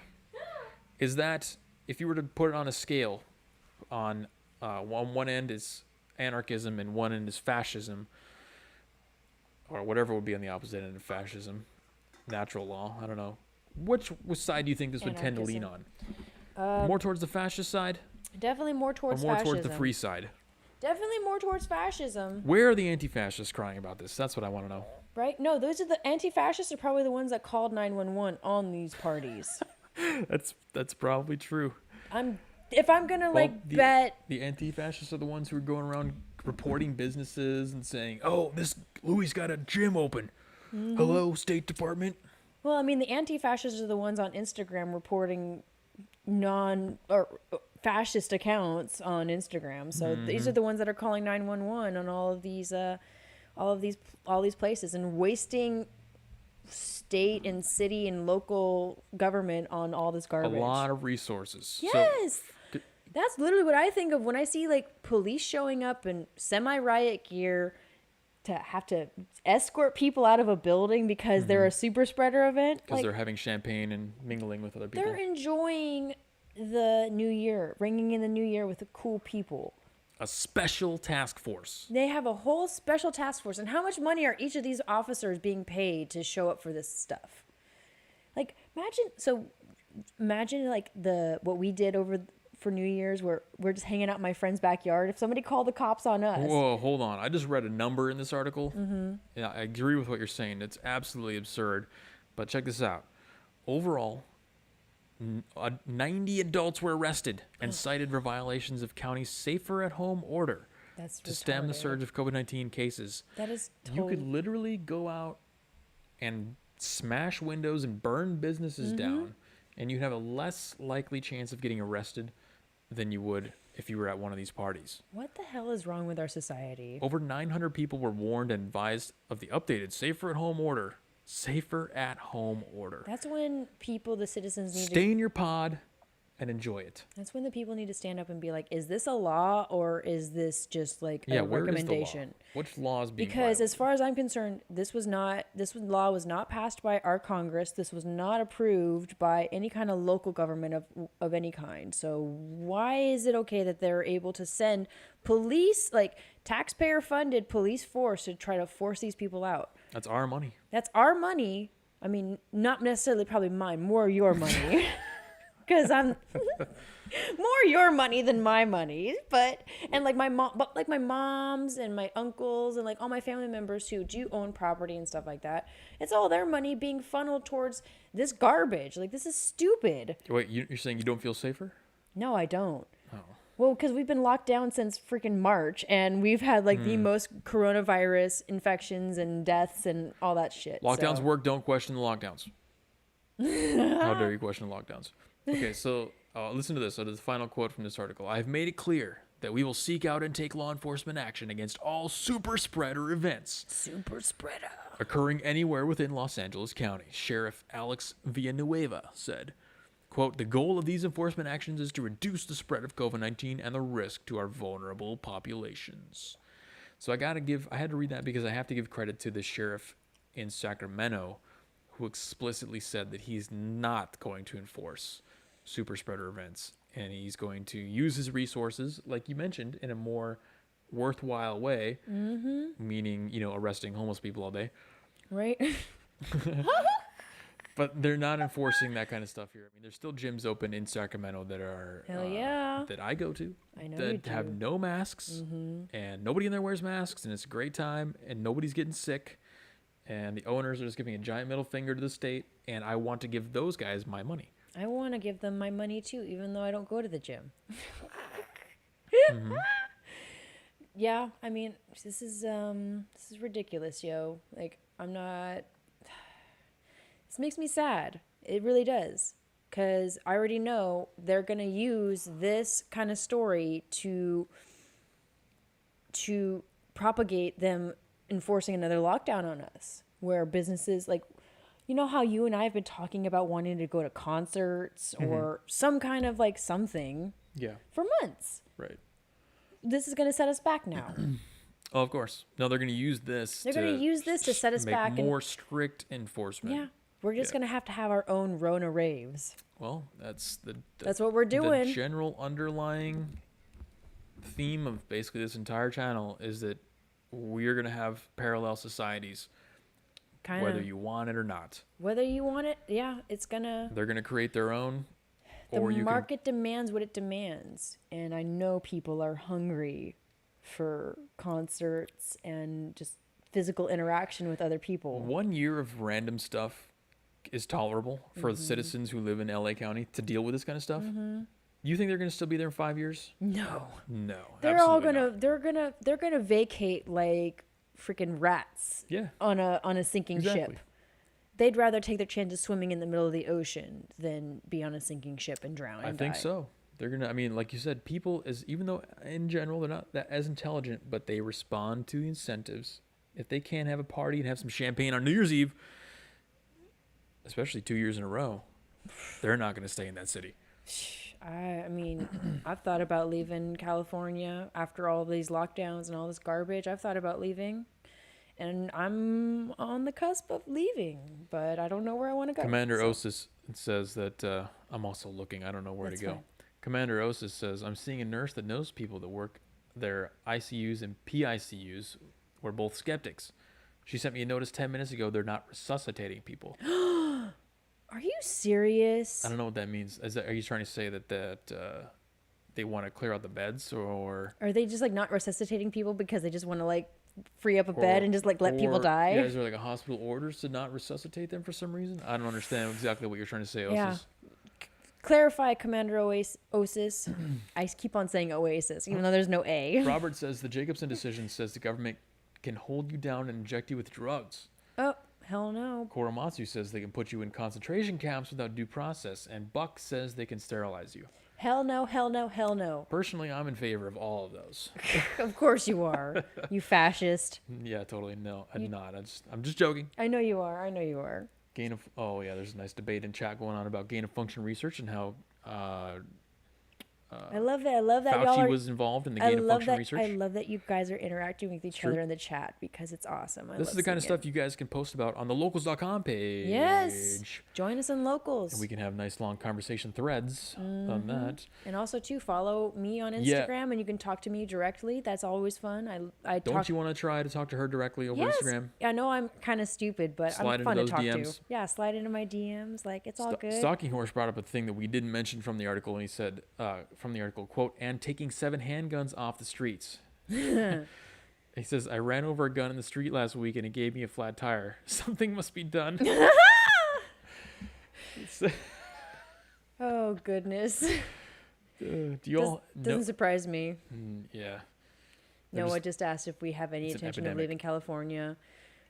Yes, kind of. You're fully intent on leaving California. I know he does. I'm like on the fence. I'm leaning more towards leaving, but I've been here for I think almost 4 years now or something around there. The whole entire purpose of me coming here was like a scientific expedition so that I could see the destruction happening with my own eyes. Yeah. And then just get out. I told my dad about that, about how you're like, I just wanted to transplant here just to see the degradation of society for myself and then just get out. And my dad was like, oh, that's not nice. I was like, well, like. If you could be there during the fall of Rome, would you? Oh, yeah. Hell yeah. Exactly. Hell yeah. Exactly. Hell yeah. I would want to see it firsthand. I'm in love with this, sci-fi dystopian ideas and the dystopian futures. And this is the closest that we are to it. Yeah. So I had to see it for myself. Yeah. But the best way to see it is firsthand. So. Phil has a good point. He says it's really hard to imagine getting back to normal life at this point with all the COVID shaming and enforcement going on. Yes. See, that what they have to do, and I think what they want to do, and I'm glad you brought this up, Phil, because I have a whole big point that I wanted to make on this. I think the entire point of everything we're seeing right now is because they want to domesticate us. Yeah. To a certain, I use the word domesticate. We're already domesticated, but they want to domesticate us even further. They want to control us. They're using this as a method of control. And you ask, well, Jeremy, why do you say they're using this as a method of control? What is your evidence for that? Well, let me present to you my argument and my evidence. If this was an actual pandemic where it was a deadly situation and there was major risk involved, and we had to put a lot of effort in to get over it very quickly, which seems like kind of what they want us to believe for the most part, right? What they wanted us to believe in the first few months of all of this going on. Yeah, it's a critical thing we have to put a lot of effort in to get over. But here's what they're not, the dog that isn't barking, which is always important to pay attention to, or try to pay attention to, because it's not barking, so it's hard to see sometimes. Yeah. It's like the dog that got its bark removed from its throat. If the goal was to get over COVID as soon as possible and get back to normal, which, to go back to Phil's point, he says we're never going to get back to normal. No, we're not. If the goal was to get back to normal, what would we be doing that we are not doing right now? We would be, first of all, we'd be emphasizing reducing the risk factors, minimization of risk factors. Stop being a fat bastard. Go exercise. Don't close the gyms. Yeah. Why would you close the one thing that can help alleviate the major risk factor for dying to this? Right. So that's for number one. Nobody's trying to reduce the risk factors. Yeah. Nobody's telling you to take vitamin D. Nobody's telling you what to do when you get sick. So nobody's telling you how to prevent it or what to do when you get it. Yeah. That's a major red flag right there. That's a huge red flag. All they care about is the vaccine. And now that the vaccine's here, even the vaccine is garbage. So that too. Well, yeah, they admit the vaccine doesn't actually make you immune. It reduces symptoms. The vaccine is trash. It's total trash. And they said that getting the vaccine won't prevent you from still having to take the same precautions as you did when you were not vaccinated. So we're still going to have to social distance and wear a mask even if we have a vaccine. Yeah. So it's stupid. That's from the WHO. Yeah. So they're not minimizing risk factors and telling you how to get treated. The second thing they're not doing, which again is the single variable that they told us was the reason for the lockdowns in the first place, was the hospital capacity. So I understand that you can't just make nurses pop out of thin air. You can't just make hospitals pop up out of thin air unless you're China. Apparently they have the technology. Well, they did it. They just build like half-assed little like mud huts that are called It only has hospitals. to be temporary. That's the thing. So we have not made any new hospital facilities to handle increase the ICU capacity. Which again, look at California's regulations and why they lock us down. They say because ICU capacity is below a certain level, you're locked down. Yeah. So we've made no effort to increase ICU capacity. We've made no effort to like redirect nurses to emergency training, to take nurses who are generalized in the hospitals that aren't doing anything because a lot of them are empty. Yeah. Focus them, retrain them very quickly, rapidly into ICU, basic ICU competency. The ICUs aren't as packed as they are saying. And increase the ICU capacity massively. Those are the two major things that if this was real, that's what you would see. That would have been done first off the gate. China built hospitals on day one. They did. I saw videos and pictures of them. And look at that. Now they're having pool parties with no masks. They are. Did you see videos of their New Year's Eve celebrations? That's what I'm saying. Yeah, they were like Compare jam-packed and partying and having fun. And compare their New Year's Eve to Times Square. Oh, Times Square was empty. It was like a ghost town because it was a ghost town. So if anybody has any good reasons why we aren't talking about minimizing the damage by telling people how to prevent it, get skinny, take vitamin D, how to make yourself healthy, increase the robustness of your immunity, and why we aren't increasing ICU capacity, which is the single factor for lockdowns in the first place, then I might believe you that this isn't just a plot to control us and make us complacent and domesticated. So there you go, Phil. You just spawned that whole entire rant. Yeah, you just spawned that whole entire rant for Jeremy, and we're going to timestamp that specifically for Jeremy. Good idea. It's going to be timestamped. Jeremy's COVID rant. Yeah, did we lose all the viewers? Probably. Off that? Most of them, probably. Hopefully not my girls. Come on, ladies. Show up for me. Show up for mama. Let's see. Babs come back to Michigan. I might actually. I've been looking at land in Michigan, Babs. Believe it or not. Where else have you been looking at land? Land is cheap up there. I've been looking at land in West Virginia, Missouri, Texas, Tennessee. Idaho's out of the picture. Why? Is it because it's too expensive now? It's all gone. It's too populated now. The only stuff left is really super expensive. Oh God, dang it! South Dakota, North Dakota, there's not enough lumber. Yeah. So it's really hard to find a good spot. So Missouri, Tennessee, West Virginia, Texas, and Michigan potentially is where I'm looking. Yeah, baby. All right, let's go to the chat, folks. Let's see what y'all have been talking about. You guys have been on it. I love it. Robert says you should really examine what the Antifa/violence issue. Basically, there is always a segment of society like Antifa, but when there are consequences, they are scared to act. With a free hand, they will. Well, in California and Oregon and Washington and a lot of other states, they're allowed to do whatever they want. Did you see what who's the retard who runs Portland? Ted Wheeler? Oh yeah. He came out and he was pissed at Antifa. He's like, they have denied my attempts to reason with them, and he called them out by name. Well, yeah, that's what's going to be interesting to watch. Ted Wheeler's a fucking idiot. Now that Trump's going to be out of office, quote unquote. What is the behavior of these leftist-owned cities going to be, and how is that going to change towards Antifa? No, it's not going to change whatsoever. Like Robert says right now, they have there's a free hand. They're able to do whatever they want, and the local government can blame it on Trump. Mm-hmm. Oh, they're always going to blame it on Trump. What are you going to do when Trump's not there anymore, though? Well, I'm just saying, pay attention to see how it changes. They're going to blame it on the system when Trump's not in office, and because this is still Trump's America. It's still Trump's America, and also too, Ted Wheeler's a straight white male, so he's what's wrong with society. So fuck him. Stalking horses. Jeremy claims without evidence. Sometimes I claim without evidence. Of course, we can put all the leftists are allowed to spout their stupid ass opinions about garbage. Why can't we? So why do they want masks so much? To hide their to hide everything. I thought of this theory. I have a new theory. Theory alert. New theory. Theory. It's probably already been spread around the internet, but I did have this. I came to this conclusion independently, randomly one night after I saw a Twitter post. I think the leftists love face masks so much, and this actually ties in exactly with what we were talking about with the biology stuff earlier, because they're ugly and they want to hide their faces. I think that's has a lot to do with it. Well, think about it. A lot of these Antifa mutants all have just gnarly ass teeth. So, of course, they're going to want to cover their mouths to hide them gnarly ass freaking teeth that they have in their mouth. That's definitely a factor. And also, too, they probably all have bad breath, too. So, it's like when you have and for a more realistic answer, I would say that's just my stupid theories. I would say that it's a visual signal of compliance. It's the new armband. That's what it is. It is.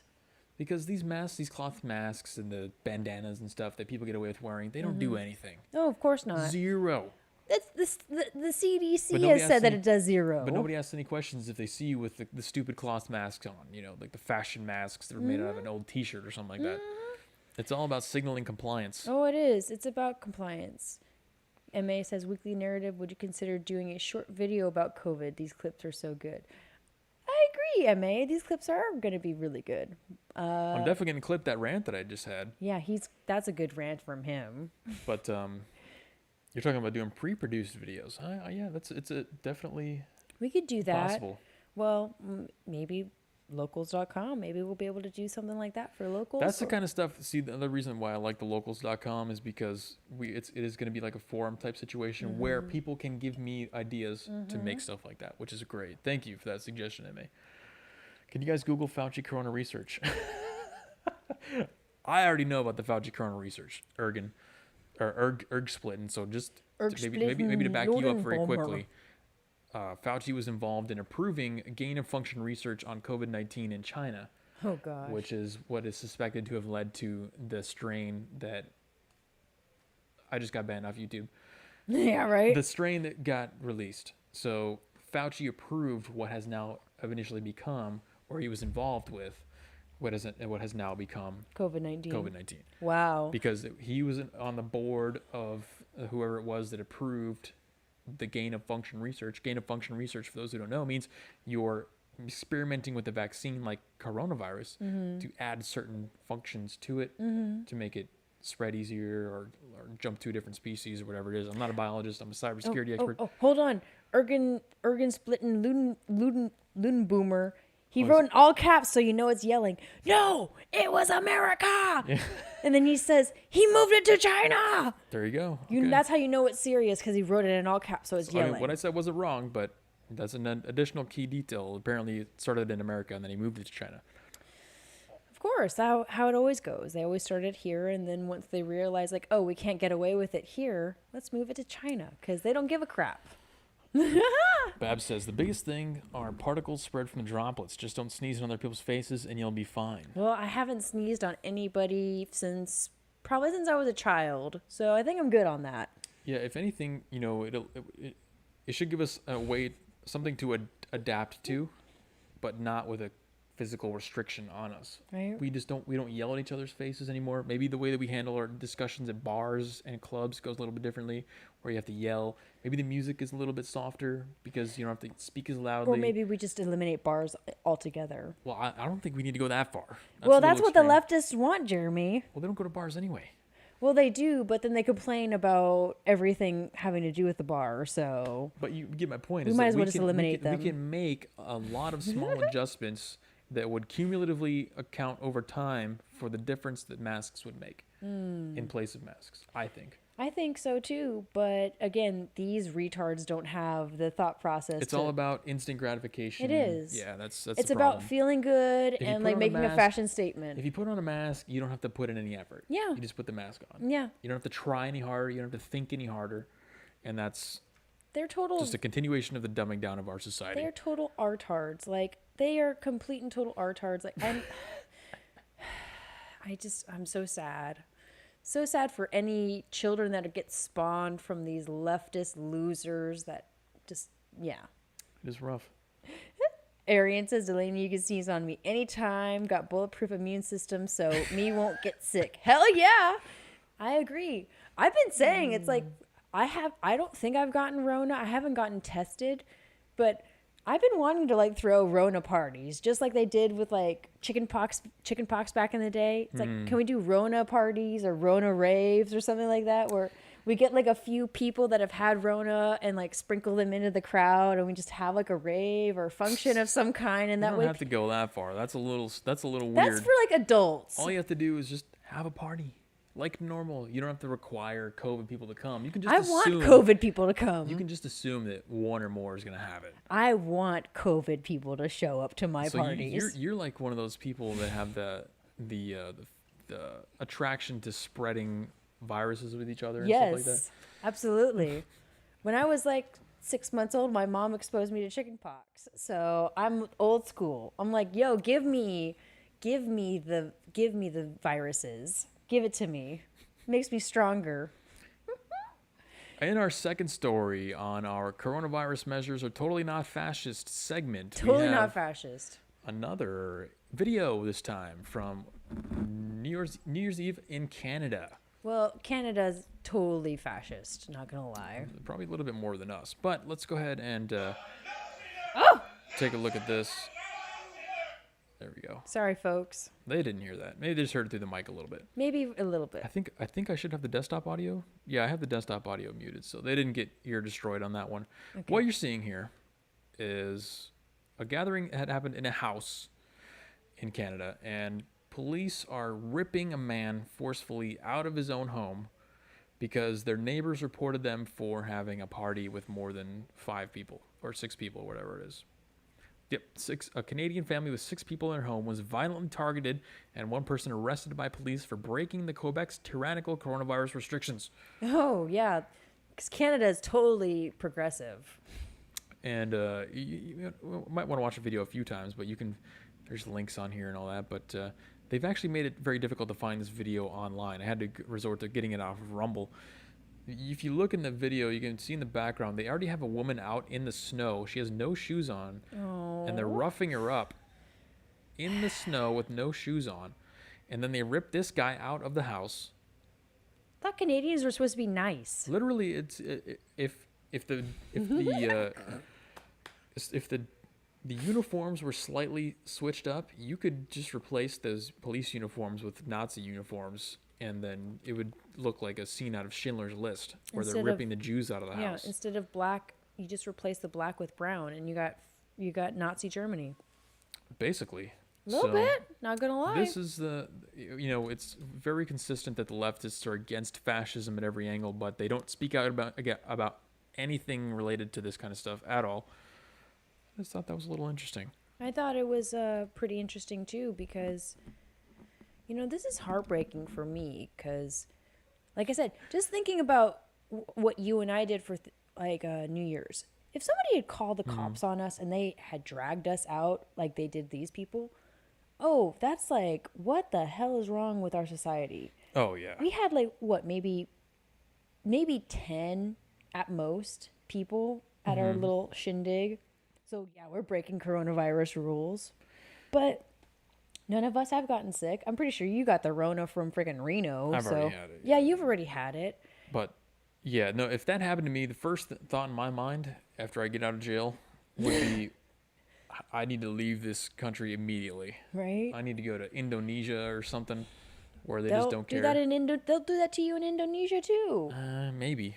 They'll beat you with sticks. Just keep trying. They'll jail you and then beat you with sticks in Indonesia. And then persecute you because you're white. Well, the jail cells are probably made out of like mud and sticks. You just punch your way out of it.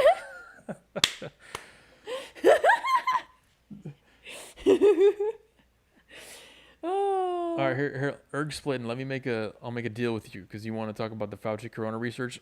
We'll bring it up on the next show. Yeah. So that I can do some research on it. I'll bring you some articles, and then we'll talk about it on the next one. We'll talk about it. I promise. Ergen Splitten Luden Boomer. We'll bring it up. And my name is with an EY, not just a Y. And I'm just going to correct you on that. Arian spells my name correctly every time. So, just look at how Arian spells my name and you're good. but I will look it up. I mean, Oh. I don't doubt that Fauci is in bed with the Chinese whatsoever. Like, I don't know. I don't mean to be that person that's like, oh, I can read auras, I can read energies. But when I look at Fauci and I look at like Joe Biden, they just radiate evil energy to me. That's just me. That's just what I see. And Fauci's one of them. Like, he just radiates, just oozes evil. We got so Osis, when he mentioned that Did he email us this right away? he emailed the document to me. Osis, you are the best. So I got it up on the screen here. Let me You're the best, Osis. pop this up. Let's see if I can open it in the tab here. I don't want to. Osis is the OG. How can I do this without? Let's see here.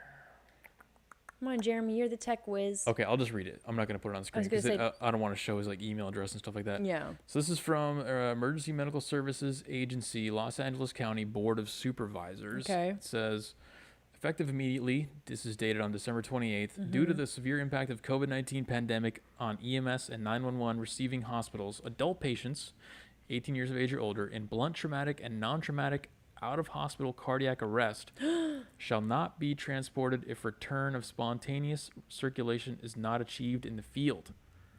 Wow. Oh, okay. So that's what he said. They're not doing resuscitation. Please see wow. below for specific guidance according to the mechanism of the arrest. Okay, so they're just, even if it's wow, that's not the, oh, wow. Shockable. Wow. Yeah, that's, I wonder, due to, okay, so it said due to, what did it say? Impact of COVID-19 pandemic and 911 receiving hospitals. Okay, so yeah, they're just literally saying that because of the amount of COVID stuff that they have to deal with. Don't resuscitate people. Don't resuscitate in the field. Yeah, so bring them back to the hospital and resuscitate them there. But by the time you get to the hospital, there might be non-resuscitatable. So out of hospital, and then we'll count that death as a COVID-19 death. That's what they'll do, and just to get that extra money, get them buku bucks. Out of hospital cardiac arrest shall not be transported if return of spontaneous circulation is not achieved in the field. So if they spontaneously have circulation return, then they can be transported to the hospital. Wow. Well, okay. Well, if you want to know why living in a population center the size of LA is a bad thing, there's item number 359,000 to put on your list. Yeah, for real. LA is a total asshole. They do not have the infrastructure to handle it. And again, that goes back to my question. Why have they not spent any time and resources increasing the capacity for this stuff? Thank you, Osis, for sending us that. I appreciate that. Yeah, thanks, man. Yeah, That's crazy stuff. Hot take from Osis tonight. That's not a hot take. That's a fact. It's a letter from the actual agency. Yeah, like that's wild. That is pretty wild. Holy crap! Like, that fits in right with the dystopia. Yeah, it does. So moral of the story, Jeremy, is if you're going to go to LA anytime soon, don't have a heart attack or anything like that.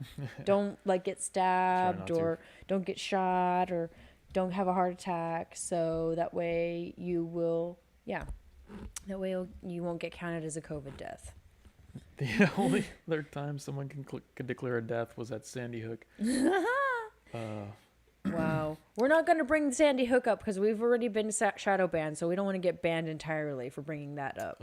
Let's see. Okay, Robert says, it's like Solzhenitsyn said of the USSR. You don't blame government for doing what governments are bound to do. Yes. We are to blame if we stand by in silence while our fellow citizens' rights are trampled upon. Absolutely. This parallel society is going to be created whether you like it or not. You have the option, while you still have some freedoms, to create your own version as opposed to falling into theirs, because the parallel society that we're talking about, if you don't wear the masks, you're branded. If you don't have the vaccine, you're branded. If you have a party, you socialize with people, you have friends, you're branded. You're not in our society anymore. You're a subclass. You're subhuman. You talk about things that we've deemed like you shouldn't be talking about. You're on a list. That's right. Add me to the list. That's what I tell people.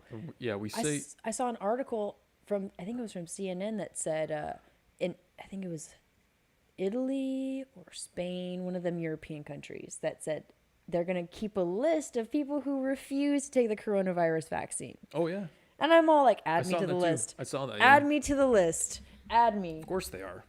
Add me to the front of the list. Why I don't wouldn't care. I dare you to come after me. I freaking dare you. As a follow-up to our coronavirus measures are totally not fascist segment, we have a final article in our final segment of the day. Okay. And that segment is the Parallel Society segment. Whether you like it or not, we've already mentioned it several times throughout the stream and gave you examples of why and how it's happening right before your eyes. Parallel societies will be created for those who want to comply and those who don't. Yep. And you will be sorted. And as evidence of this, we have a tweet from Henrik Palmgren. Are you guys familiar with Red Ice? Delaney was not familiar. I hadn't heard of it. I'm guessing that many people in my chat is familiar with Red Ice. Probably. They're way more smarter than I am. Red Ice is I believe he's Swedish. He's Scandinavian. He's a fellow Viking brother. He has a way cooler haircut than me.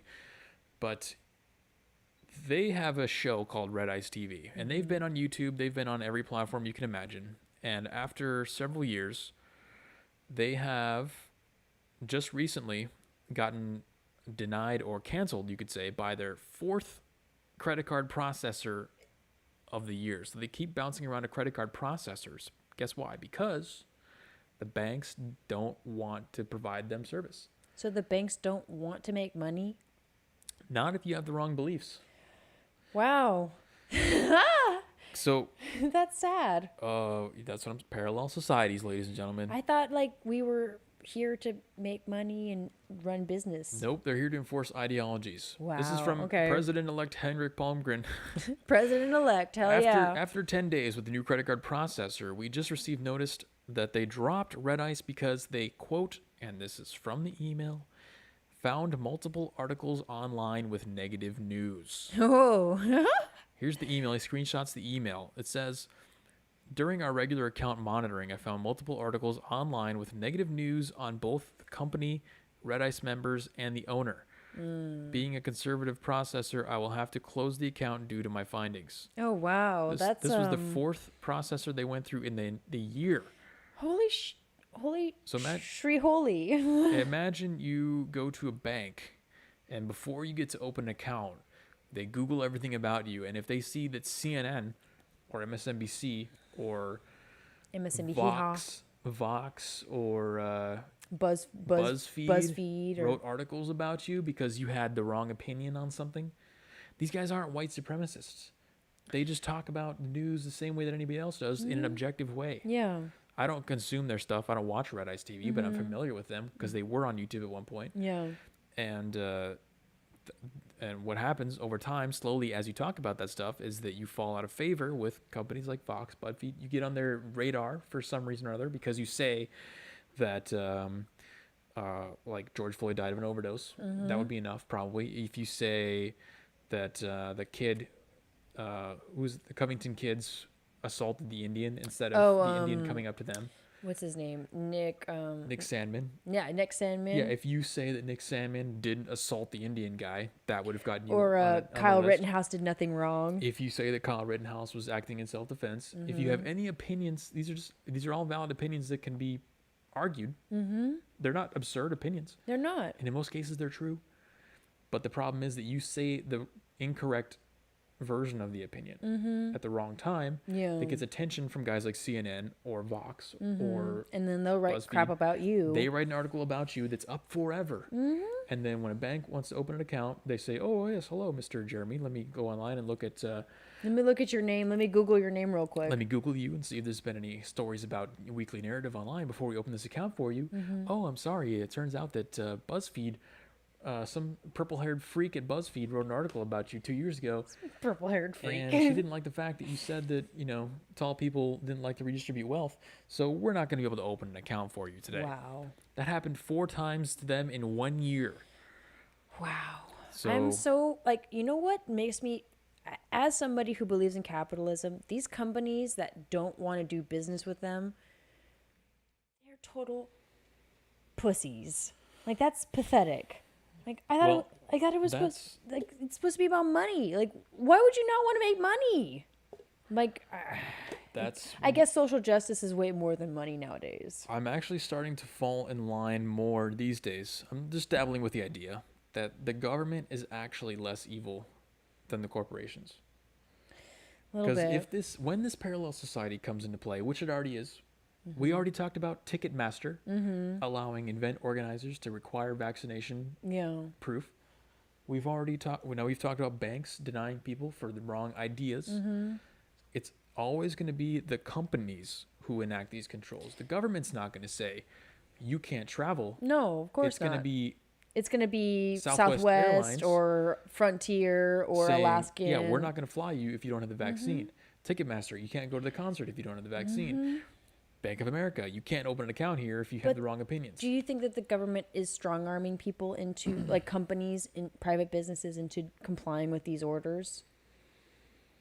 No, I think the companies are falling victim to the social media pressure that comes along. Because if somebody finds out that Red Ice has a bank account with Golden One Credit Union, and they start posting it online, Golden One Credit Union is under hot fire. They're gonna take a hit. They're in the hot seat. So they're trying to avoid that. The guy that closed the account doesn't care about Red Ice.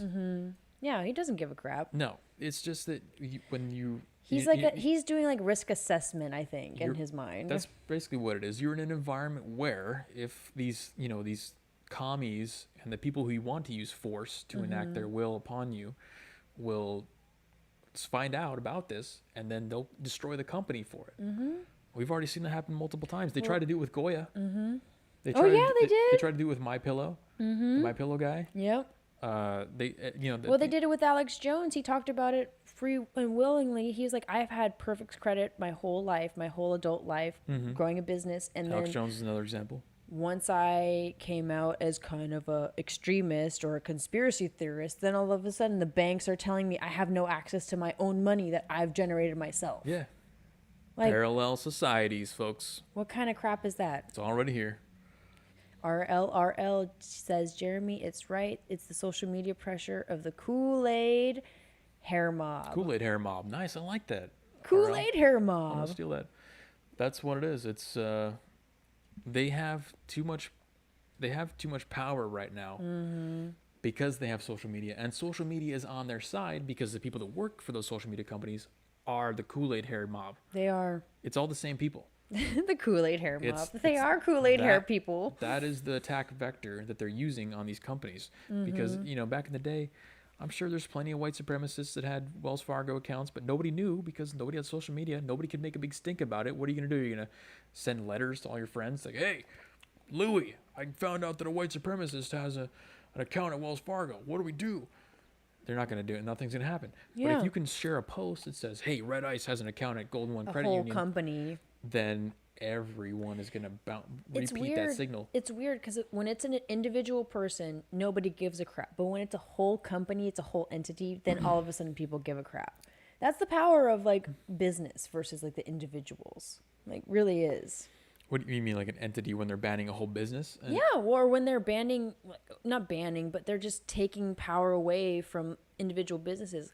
Like I told you before the stream, the people in California are trying to take away the gun retailers from selling guns by taking away their ability to process Visa and MasterCard and Discover and all that stuff. Yep. So it's like if we take the power away from same thing. Yeah, it's the same freaking thing. Like we take the power away from them, then we have more power to do whatever we want.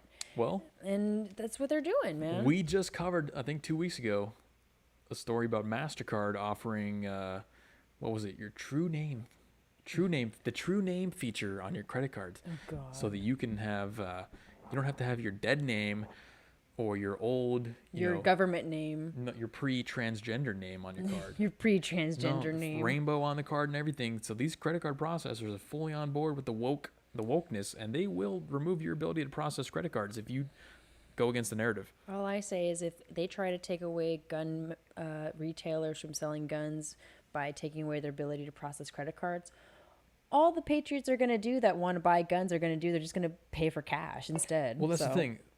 Parallel societies. Yeah. That's exactly what you're saying.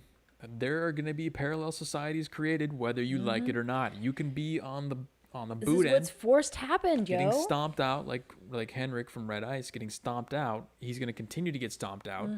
Or you could try and create your own payment processor, like maybe through cryptocurrency or something like that. You have to try, guys. That's the moral of the story they're trying to paint the picture of here, is that parallel societies are coming.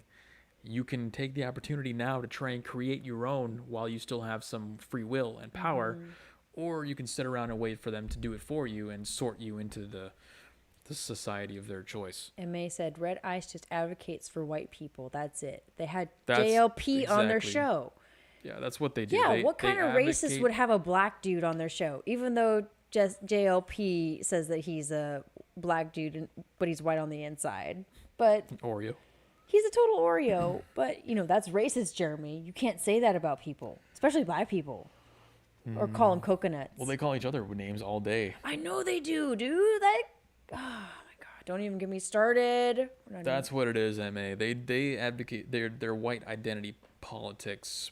They're a white identity politics outlet, which is why they had to get banned. Yeah. Well, and if you talk about white identity politics, which is why I keep saying that we... Well, so you got... You can't do that as much here. You got, like, sites like the Red Ice, but then you got freaking retards like Pharaoh Anton on YouTube, who's like I think he's a black supremacist, because he's on there talking about, like, black this, black that, and then he'll talk shit about white people all day. Jesus was black, and the pharaohs were black, and all this all day, and people give him money like hand over fist, and I'm not gonna lie, I'll listen to some of his stuff because he does bring up some fair points on a lot of stuff, but he's very much a total black supremacist. Well, it's okay to be racial supremacist. Yeah, when you're black or as brown. As long as you're not white. Yeah, if you're not white, it's no big deal. If you're well, not even if you're black, brown, or Asian. I don't even think there are any white supremacists. I have yet to see one. There are, but they're hidden. They don't even have internet. Yeah, most of them don't even post their stuff online because they know they're gonna get taken down right away. Maybe the Daily Stormer. That's about it. I don't know. But that's like 10 guys. Yeah, they don't even know where they're going. Honestly, it's kind of sad.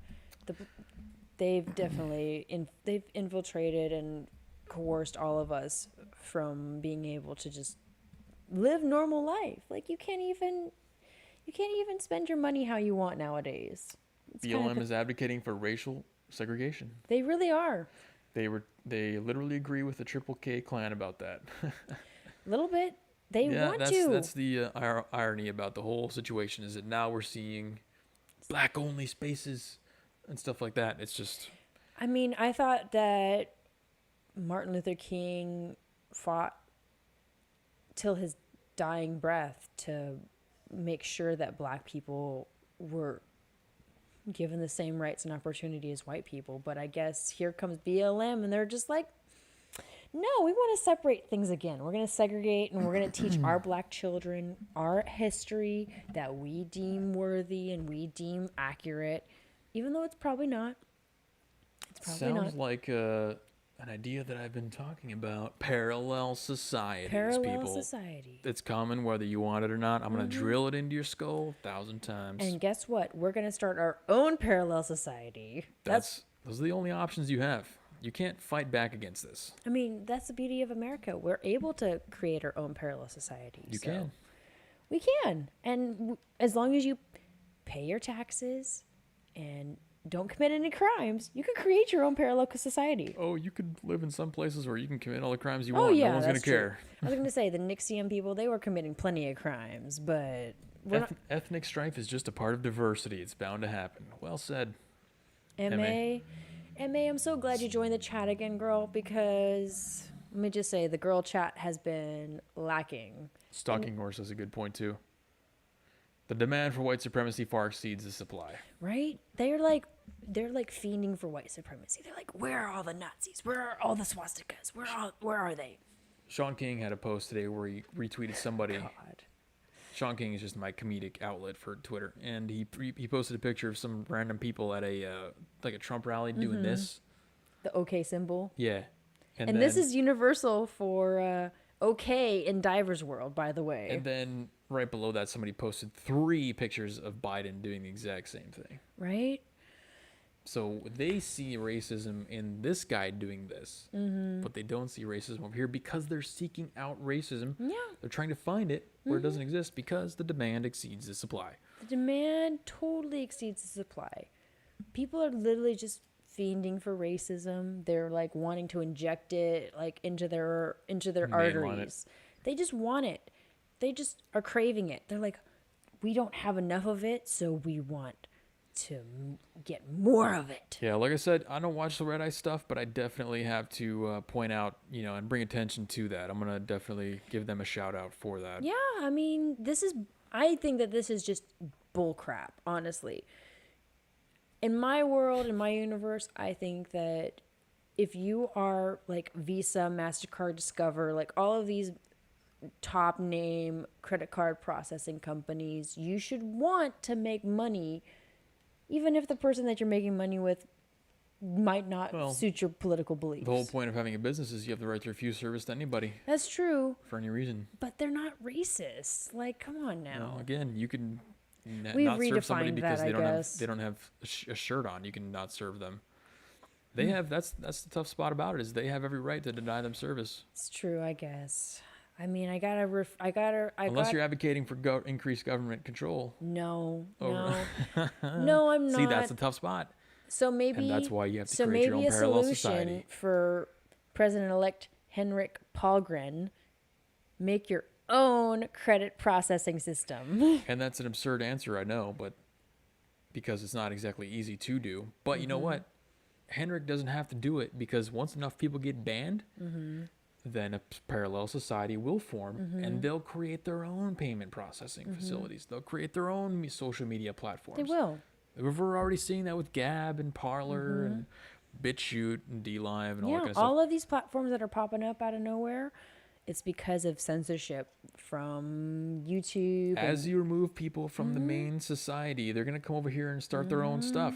So, yeah, it might be a while, but there are going to be payment processors for guys like that. Ergen Splitting Loudon Boomer says, I'm a PADI certified open water diver. I sneak okay on purpose. You changed it on me, Jeremy. Oh, sorry. Whenever I take a picture. Hell yeah. Rep that OK symbol. My mom is a PADI certified. She's not an open water diver, but my mom is a PADI certified diver. And like I said, the OK symbol, this is like a thing for divers. So why all of a sudden is this a white supremacist symbol? Like it's because 4chan. I guess.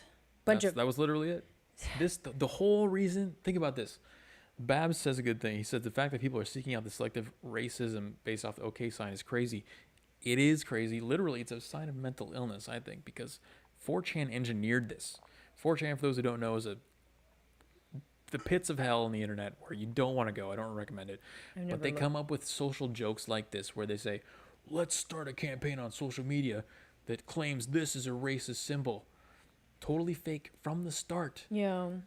And now you have guys like Sean King who believe it heart and soul. A scam, a literal fraud, a joke. I don't understand how anybody takes Sean King seriously anymore. Well, Sean King isn't the point, but there's I lot of know, people but I'm like just that. saying, like Nobody does.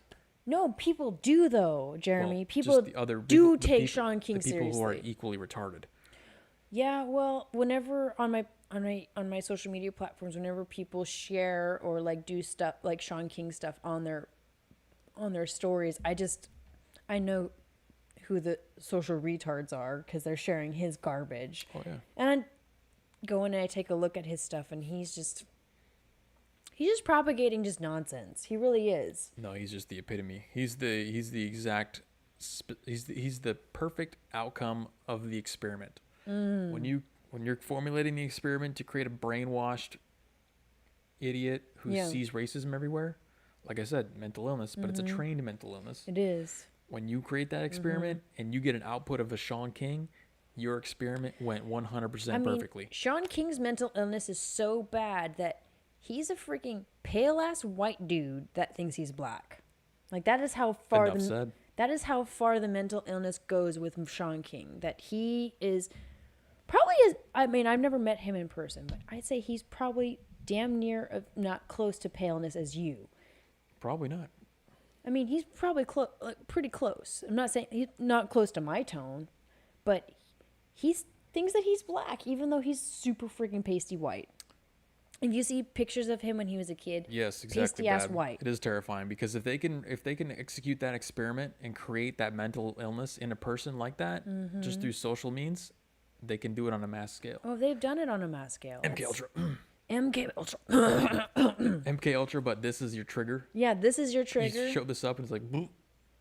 I mean, I've heard from religious people that this is like 666. It's like 666. It's supposed to be like representative of the devil. Yeah, I'm sure it means a lot of things in different cultures. I'm like, it means so much in so many different people, for so many different people. But this is like the universal, like, okay sign for divers. Just so y'all know. Okay, this means okay. Oh, Dari joined just at the last second. At least you were here, buddy. Glad to see you. Dari, what's up, homie? Guys, like the stream. Hit the like button. Like, We're share, a subscribe, little low hit on the likes, notification bell. so hit that like button, and then join us back here on Tuesday for our next live stream. Every Tuesday and Saturday, you'll catch us here live on YouTube, DLive, and Periscope. If you want to get in on the members-only secret after-hours live streams, super secret, starting in 2 weeks, we're going to be going live for another hour after this stream, but only for the people that joined locals.com. So you can go to weeklynarrative.com. It'll take you right to the login page for that if you want to join and follow me there. Like I said, we're giving away 2 $50 Visa gift cards in 2 weeks to the members that are there. It's probably not going to be a lot of people, so you have a good chance of winning if you're there. Just come on, join us. We're going to talk about things that we can't talk about normally here on YouTube because the YouTube overlords just censor the crap out of us and also shadow ban us for just speaking our minds, even if it doesn't make sense. So, thanks for joining, Phil. Everybody, I'm glad you guys were all here. I had a great time. We talked about some good stories. Did you have a good time? I had an amazing time. Happy New Year's, everybody. Happy New Year. Hope you had as much fun as we did. We'll see you back here on Tuesday. Yep. Thank you guys for coming on in. We love you. God bless every single one of you. Just, yes. Keep up the effort, y'all.